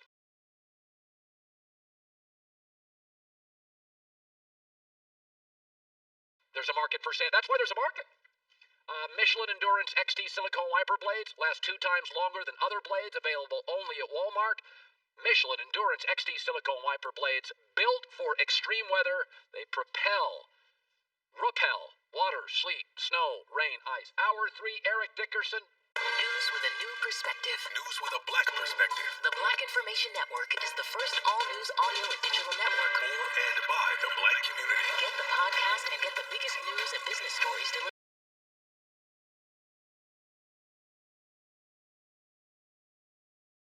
to you every morning. Subscribe to the Black Information Network daily and wake up with the latest from the Black Information Network. Loaded and ready to go when you are. Listen to the Black Information Network daily on the iHeartRadio app, Apple Podcasts, or wherever you get your podcasts. Ever wondered why there are 2 ways to spell donuts? Or why some people think you can find water underground just by wandering around with a stick?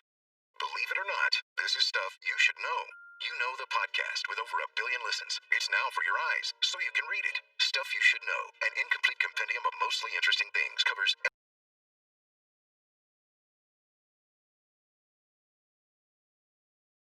everything from the origin of the Murphy bed to why people get lost. Become the most interesting person you know now at StuffYouShouldKnow.com or wherever books are sold.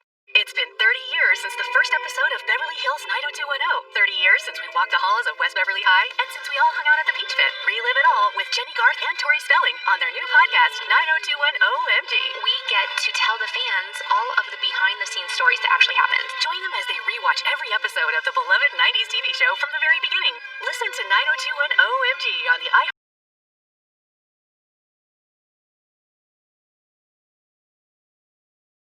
Radio app or wherever you get your podcasts.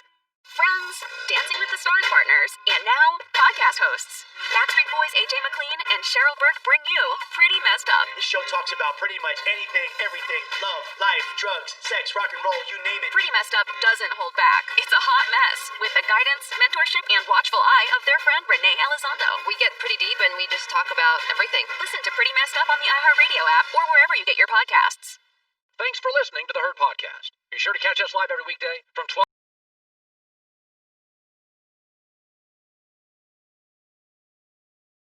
to 3 Eastern, 9 to noon Pacific on Fox Sports Radio and FS1. Find your local station for the Herd at foxsportsradio.com or stream us live every day on the iHeartRadio app by searching Herd. You're listening to Fox Sports Radio.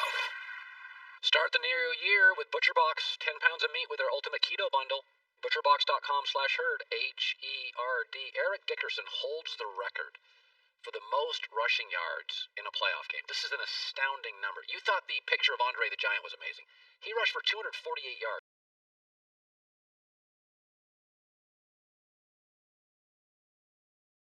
In a playoff game. If you were a team and ran for 250 yards, that means you just dominated the game. And Eric is joining us live, the Hall of Famer. Do you remember that game? What do you remember about that game? Yes, I remember because it was against the Cowboys. I hated the Cowboys. It felt so good to give it to them and all my friends back in Texas. Why? So most definitely do I remember. I remember the one play I remember the most was the first play out to have. I had a 62-yard touchdown. So that's the one that really sticks out to me. You're the only kid I've ever known. You grew up in Dallas.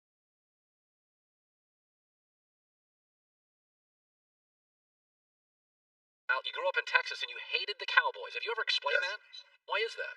You know why? Because they always talked about the America. I hate that America's team thing. Yeah, America's team. I mean, that's not my team. So I became a Steeler fan because they used to beat the Cowboys. And I did like Houston Oilers because they were in Houston, but I became a Steeler fan because they beat the Cowboys. So let's talk about this.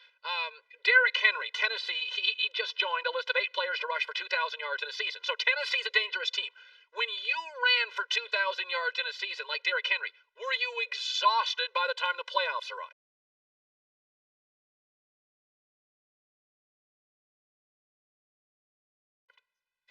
No, it really wasn't. And I don't think he is either. When the playoffs is a different level. When you get to the playoffs, you go into another gear, especially if you think that you have a chance to win. And I think they have a chance to win because Derrick Henry and the way they can run the football. The defense is not very good, but no, I mean, I felt good. The big thing is his injuries, Colin. How beat up are you? I wasn't beat up, and you watch Derrick Henry. I don't think he's beat up because, frankly, no one wants to tackle him. Everybody's afraid to hit him. Now let's talk about this. I had Tony Gonzalez on yesterday, and he talks about this. He said, "Listen, the playoffs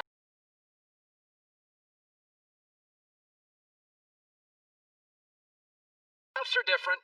Some guys shrink, and some guys are built for it. So you were in 6 different years you went to the playoffs. You tell me, did it feel different? Did the games feel different to you?" Almost definitely. I mean, the games felt as fast as the National Football League, as fast as football is, when you get to the playoffs, even faster. I mean, it's more physical. Now you wonder how could it be more physical? Because I mean, people you're fighting for a spot. You're fighting for that ultimate trophy, that ultimate award, and that's the Super Bowl. So for sure, it gets faster, quicker. And some guys can't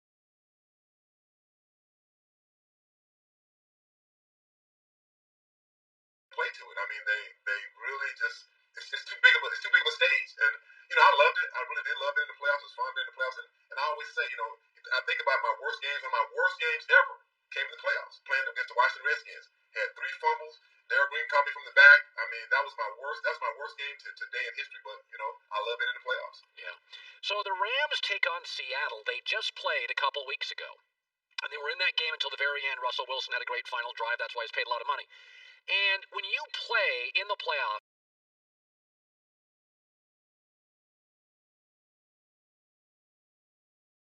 Cleveland has to play Pittsburgh again, back-to-back. Your thoughts on the Rams facing Seattle again, and the idea that you face a division rival for a third time, Eric, it doesn't seem to me like you could do anything to fool them at this point. It's hard to beat a team twice. That's why usually in the division you have a tendency to split with that team, unless you're just that much better. We've always had the Seattle Seahawks number to a sense, and they had ours too. I mean, as good as they were when they were winning Super Bowls and getting to the playoffs and going deep into the playoffs, the Rams played them very well. As Jeff Fisch,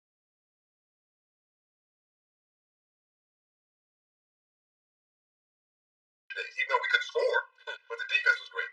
And it's still right now, defense is playing great. They know the Seahawks know us.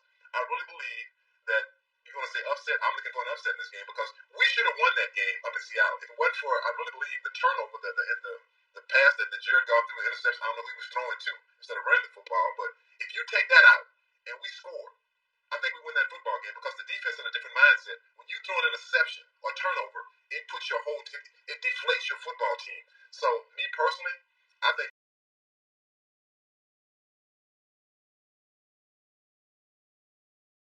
we can beat the Seahawks, and I do like the quarterback because he can scramble.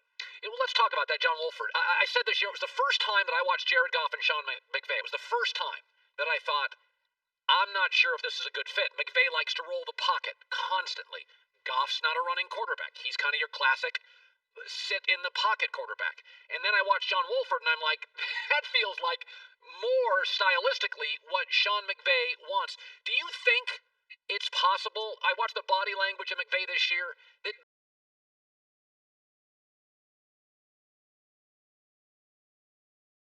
deep down, we may have a problem in the next year or two. Goff and McVay, they just don't fit each other stylistically on what they can do or what they want to do. Well, look, McVay inherited Jared Goff. He didn't draft him. That wasn't the guy that he said, okay, this is the guy. Well, this is the guy I'm willing to give up two number one draft picks for. I mean, when you look at it, you're right. I think McVay is an offensive mind, great offensive mind, but his quarterbacks have been mobile. I mean, the days of the drop back quarterback are over. If you can't run and throw the football and really roll the pocket and be a threat to run,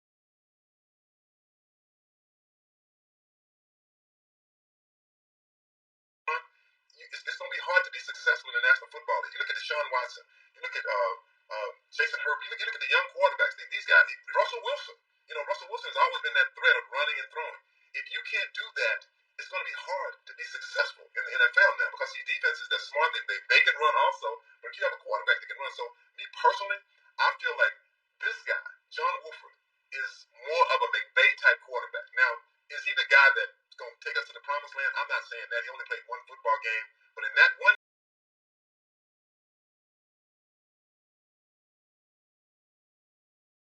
game, and just take away the one interception, and that's what it was. I mean, I know he's nervous because everyone has the nerves going to a game you never played before. He played a great game. I mean, I think he executed McVay's plan, offensive plan very well. Yeah. And I think McVay kept saying, I'm comfortable with him. I trust him. And that's the big thing. He says, I trust him. Yeah. Finally, so I didn't love what Doug Peterson did, pulling a starting quarterback in a winnable game. You just tell me as a player, what would be your feeling if you, in week 17, if a coach did that to your offense and your team?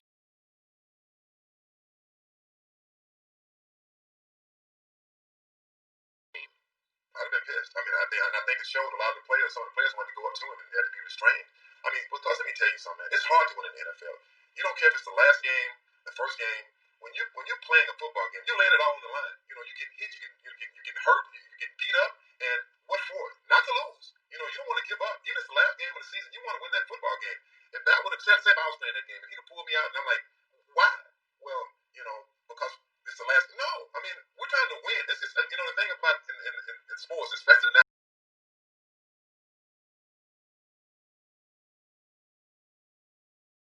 National Football League, Colin. It's all about wins and losses. They don't care how you get them or when they come. It's all about wins and losses. And I think he really did his players and the Philadelphia city and also the organization a disservice by not really playing Hurts in that football game. And they could have won that game. I mean, I thought they could have. When they went up for it on fourth down, I'm like, why are they doing this? Why not tie the game up and try to go into overtime? Yeah, no, I felt the same way. Did any coach ever try to take you out of a game? Yeah, they took me out of a few games, but if the game was over and I wanted more yards, like when I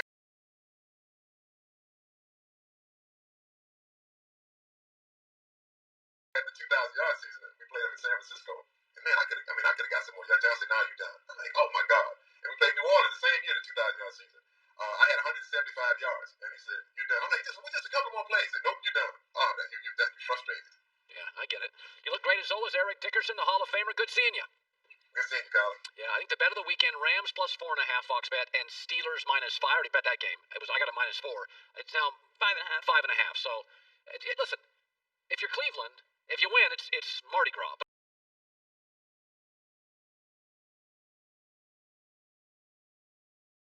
If you don't, if I'd have told you before the year, Baker Mayfield makes the playoffs, and that's it. That's it. It's not going to end well. How would you take? I always tell my wife that. Whenever we have a bad day, I always say, 10 years ago, if I'd have said, this is our big problem, would you take it? Would you take the problem? If you'd have told Cleveland fans, you'll make the playoffs, every single one would have signed up. So if you get rolled 34-10, who cares? Yeah, I think it's a great season regardless. All the pressure's on the Steelers. All the pressure now is on the Steelers, especially with Stefanski out. It's been 30 years since the first episode of Beverly Hills 90210. 30 years since we walked the halls of West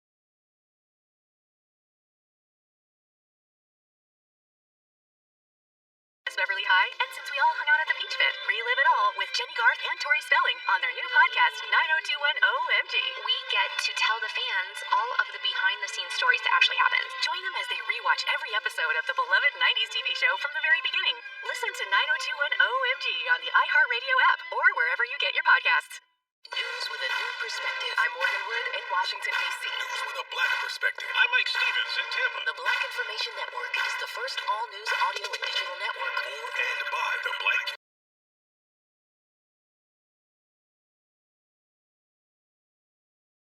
dedicated to 24/7 news and information. I'm Julius White in Atlanta. Get the podcast and get the biggest news and business stories delivered to you every morning. I'm Vanessa Tyler in New York. Subscribe to the Black Information Network daily. And wake up with the latest from the Black Information Network. Loaded and ready to go when you are. With reporters across America bringing you the latest news, traffic, weather, and sports. I'm Doug Davis from Las Vegas. Delivering breaking news that puts us first. Because our insight matters. Our stories matter. And the truth matters. And the Black Information Network Daily is designed to inform, engage, and empower the black community.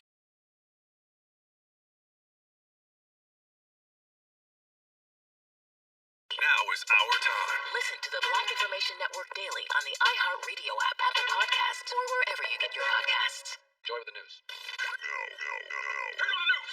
This is the Herdline News. I love watching Eric Dickerson highlights. First of all, you can almost tell Hall of Famers because even if they played today, they would be big and fast. Like it wouldn't. Wilt Chamberlain today would be big and athletic. Eric Dickerson looked like a defensive end. I mean, look how big he is. This is in the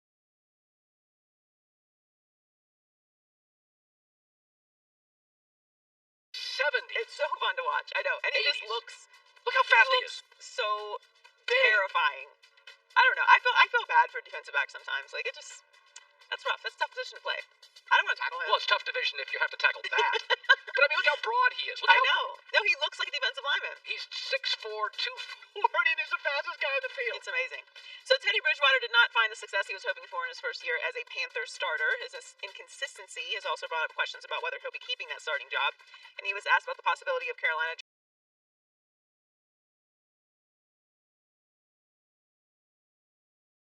drafting a quarterback next year.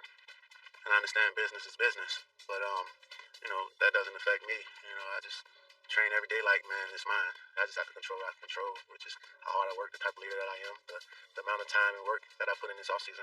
This is my team, and I'm going to continue to conduct myself that way. So the Panthers have the 8th pick in the draft. As Bucky said earlier, this is something that is a very serious conversation in Carolina about whether they're going to draft a quarterback. What I'm trying to figure out is where they're finding these quarterbacks that everybody plans on drafting. Because the Jags and Jets will draft one.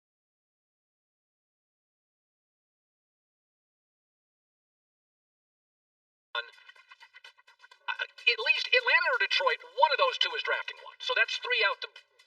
That's 3 out. So they probably get the 4th best quarterback, which I think is Trevor Lawrence, Justin Fields, Zach Wilson, and the kid from North Dakota that didn't play, but his YouTube video is amazing. Trey Lance is.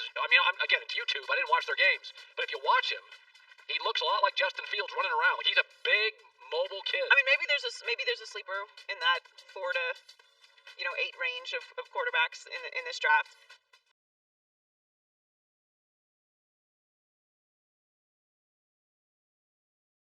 I mean, how many teams on that list need one now? It seems like it's a bit of a stretch. I think they're going to have to be a little more strategic. I don't know that I would do that with the 8th pick if I'm the Panthers. Well, Teddy's had an injury before. You could make the argument, listen, Teddy's got 2 more years. Teddy's been hurt. We just need it because we think next year we can win. So let's... If you feel like you're a year away, then yeah, it's probably a good move because Teddy can remain the starter and you don't have to put him out there right away, especially if you're kind of reaching for a quarterback to begin with. So Teddy's, I think we've said this, it's very Alex Smith. Right.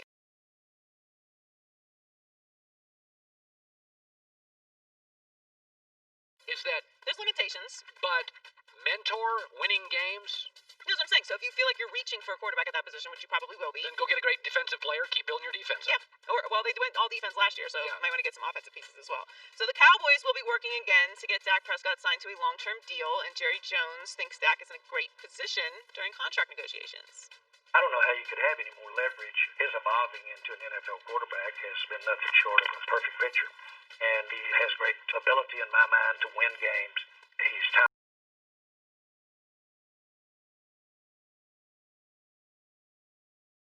He certainly has experience, and so he has all the things as substantiated by what we've offered Dak. You wouldn't be offering Dak what's been offered him in the past had you not thought he was very special. Yeah, he does have leverage. He has lots of leverage, especially after the way that the season ended. And his teammates love him, and that's a big deal. Yeah, fans love him. In the room. Teammates love him. He's at the top in terms of contracts for the Cowboys, Stephen Jones said. If the Cowboys use a franchise tag on Dak again in 2021, it will cost them $37.68 million. See, this is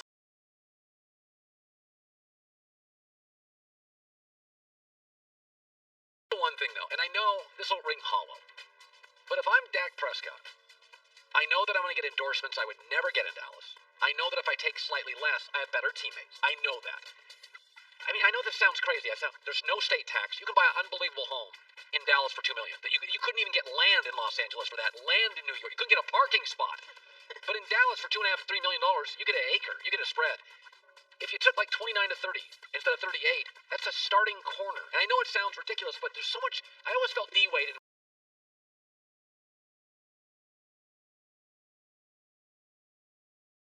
Miami. So D-Wade got Pat Riley. It's the only East Coast free agent market that anybody wants to play in. You've got a great owner. There was value in a salary cap sport for D-Wade taking a little less so I can get Shaq and I can get Gary Payton. And I think that's what, because bottom line is, one of the reasons D-Wade is a legend is because he was in so many playoff games and so many finals. And I'm not telling Dak to take some massive pay cut, but if I was Dak, and as an agent you could never tell anybody this, but if I was Dak, I'm thinking, as long as you guaranteed me you'd spend the money on like a free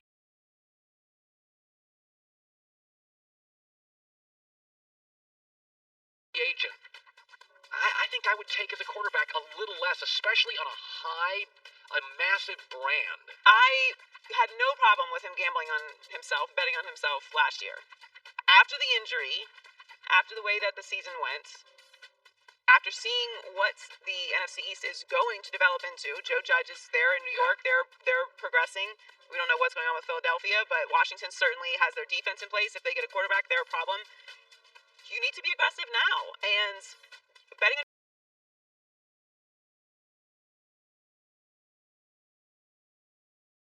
yourself is fine, but you have the injury now. Take less. In the end, to your point, it's gonna all equal out. Listen, if you sign a 4-year deal, most of it guaranteed, you're gonna make $120 million in Dallas. That isn't even. That's like making $160 million in California or New York. The taxes, like, I don't know. Again, who am I? I'm not in a position to tell people to take less money. But it does. If I was in that situation, in Dak's situation, I would sign a long-term deal. So that's what I would do. Get the guaranteed money. Do a team-friendly deal on the back end. You're going to get another contract eventually. We see how the quarterback market and how the free agency market for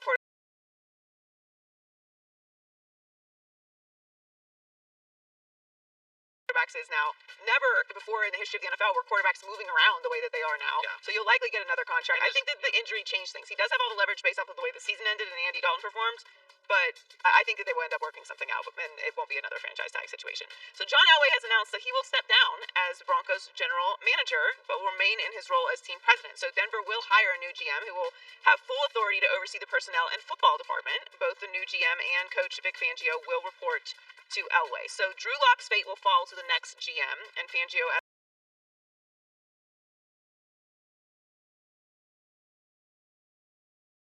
Elway told reporters that the quarterback's future and other roster decisions will not be dictated to the new hire. Vic Fangio said Drew Lock can be the starter in 2021, but needs to improve. So this is kind of a drastic move for Denver. Well, being a general manager is hard. It's a grinder's job. I don't like celebrity general managers. John is a very successful businessman who's got a lot of tentacles and a lot of businesses. I think this is the right move. To get a grinder that I've never heard of to be GM. I think it is too. Having final say of personnel is a very big job. It's a very big responsibility, and they want to get things in place. They're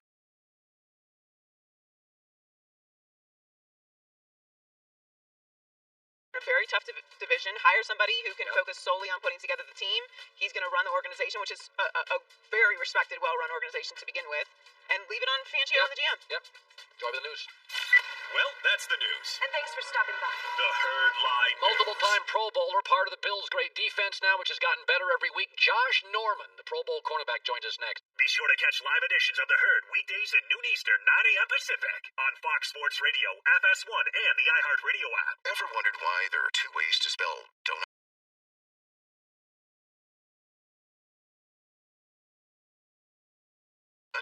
Or why some people think you can find water underground just by wandering around with a stick? Believe it or not, this is stuff you should know.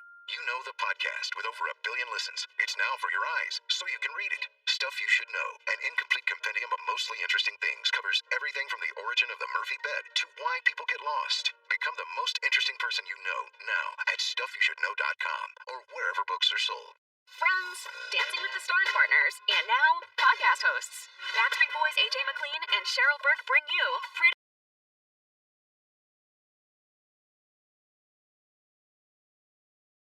Messed Up. This show talks about pretty much anything, everything, love, life, drugs, sex, rock and roll, you name it. Pretty Messed Up doesn't hold back. It's a hot mess with the guidance, mentorship, and watchful eye of their friend Renee Elizondo. We get pretty deep and we just talk about everything. Listen to Pretty Messed Up on the iHeartRadio app or wherever you get your podcasts. Well, Josh Norman, great player down in Carolina, and one of the coaches on that staff was Sean McDermott, the defensive coordinator. McDermott goes to Buffalo, gets the head coaching job, calls Josh Norman, says, "Get up here, we got something good going."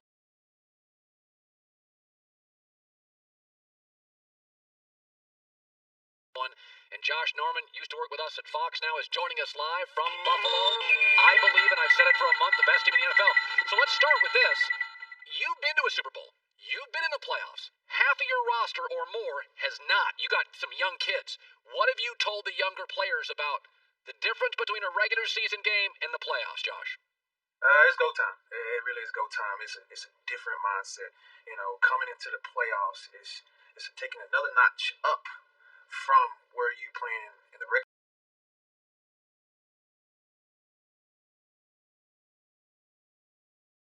season. So obviously everything is much more heightened. This is literally where legends are, born and made during this time. You've seen a lot of things in the playoffs, and so therefore you have to take it that much more pressing in your details and your approach to your assignments. So you'd seen Josh Allen, and then you come up to Buffalo, and when he first broke into the league, he was a little wild. He was, a big kid running around, and all of a sudden this year, wow. When was the first play or the first moment? Maybe it was early in the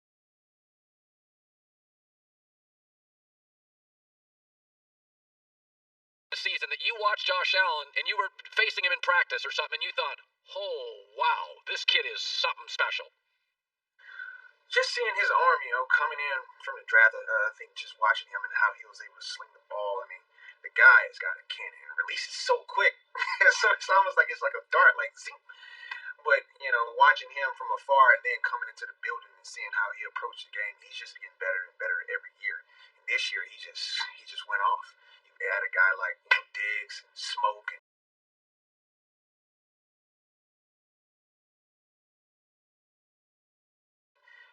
Cole Beasley in the slot, and see what you can do. And he has those weapons now, and I'm talking about gunslinging the ball everywhere. Yeah. And it's amazing to see. It really is. It's a beauty. Josh, you've always been the guy that you have to go out and guard the best receiver. So there's a lot of good receivers. There's small guys who are quick. There's big guys who are physical. There's fast guys. Stephon Diggs is probably the best receiver this morning in the NFL. So what makes him great? Why is he hard to defend? What separates him from guys you've guarded?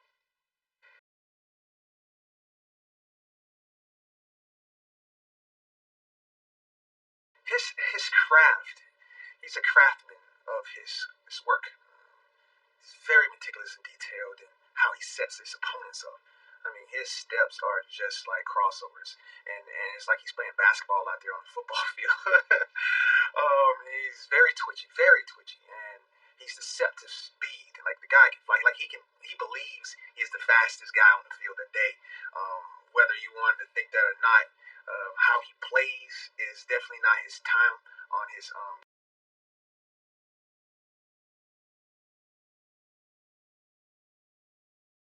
on his 40-yard dash. I bet he's faster than what he ran. I guarantee you that. It's because he's electric every time he touches the ball. I mean, he's setting offenders up, and he's so gracious of the awards that he is going to be receiving this year, and he has so far, breaking all these records.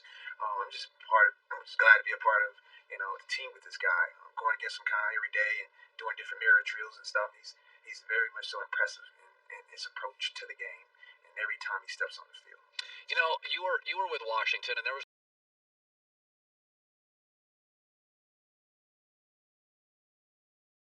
a lot of chaos. Washington's a noisy franchise. There's a lot of stuff happening, ownership.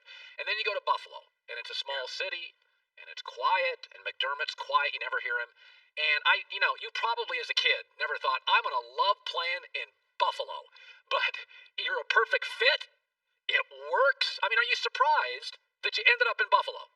I always said that this would be the last team I'll ever come play for. I was not I would be here. It's cold. Nobody likes the cold. But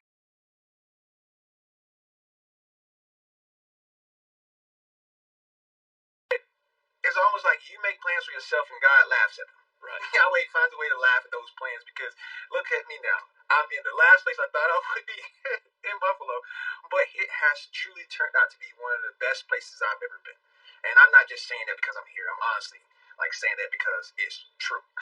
I mean, it's a lot of hidden gems here in Buffalo. And when you sit back here and you look at it all and how much we've been able to help the community with the Buffalo Business Blitz we're doing out here, helping small businesses and just going around and, getting the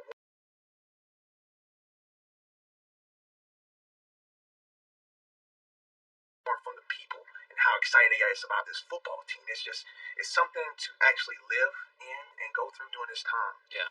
So I'm excited for the future and going forth with what this team has and what it has to offer. So it's been great. Finally, you are favored over the Colts. Do you worry at all that the team, Buffalo, you'll be a little tight? You're the favorite. You're supposed to win. How do you keep the team loose? Because loose teams are confident teams in the playoffs. Absolutely. Just because it's favorite, it means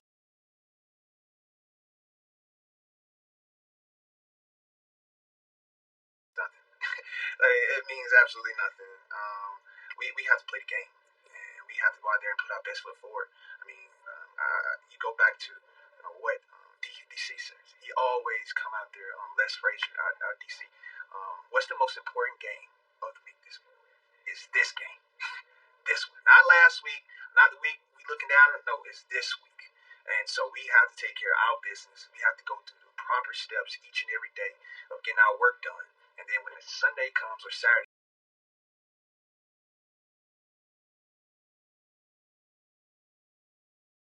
which is this week, we have to go out there and put on a show. And I always like to say the Sunday best, but we're going to have to put on our Saturday's best because we really have a good team that's coming into this stadium, and they're going to put on their best effort because I know they're hearing a lot of noise and talking about how good we are and how this, but nobody's really giving them that, props and praise at this point. But that's when those people come in and that opponent, and they have an upset, and we don't feel like that is going to happen because of how we approach the game, but we always got to have that key in the back of our heads like, hey,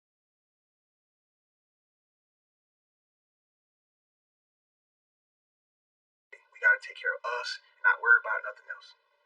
Josh Norman, Pro Bowler, decade in the NFL. Good luck. I think you're part of the best team in the NFL. You're on fire.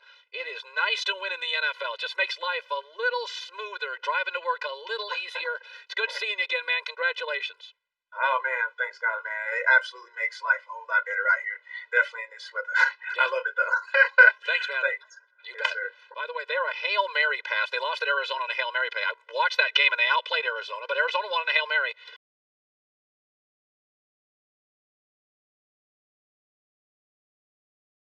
They're a Hail Mary from, I think, 10-0 in their last 10 games. Here's a stat for you. Whether being hot matters or not, this is an unbelievable stat. Not that I'm a stat guy. The Bills have outgained their opponents by 166 yards over the last month.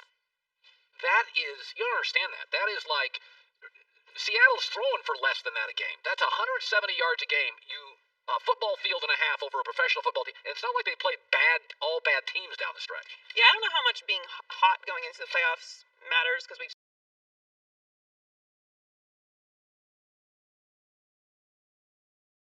seen teams lose. Are you healthy? Playoffs hot.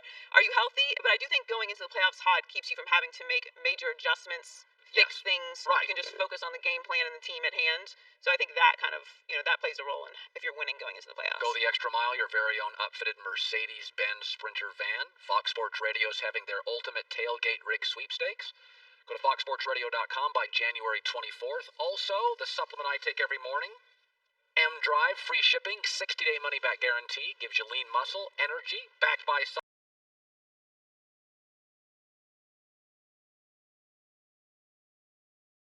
powerful ingredients. mdriveformen.com. Check it out today. Speak for yourself is around the corner. Peter King, Jedd Fisch, the new Arizona coach, Josh Norman, Eric Dickerson, Bucky Brooks. Good stuff. We'll see you tomorrow. It's The Herd. Ever wondered why there are two ways to spell donuts? Or why some people think you can find water underground just by wandering around with a stick? Believe it or not, this is stuff you should know. You Know the podcast with over 1 billion listens. It's now for your eyes, so you can read it. Stuff you should know, an incomplete compendium of most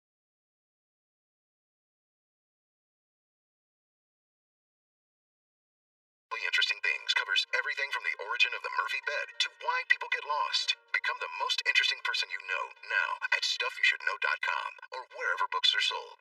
It's been 30 years since the first episode of Beverly Hills 90210. 30 years since we walked the halls of West Beverly High, and since we all hung out at the beach fit. Relive it all with Jenny Garth and Tori Spelling on their new podcast, 90210 OMG. We get to tell the fans all of the behind-the-scenes stories that actually happened. Join them as they rewatch every episode of the beloved 90s TV show from the very beginning. Listen to 90210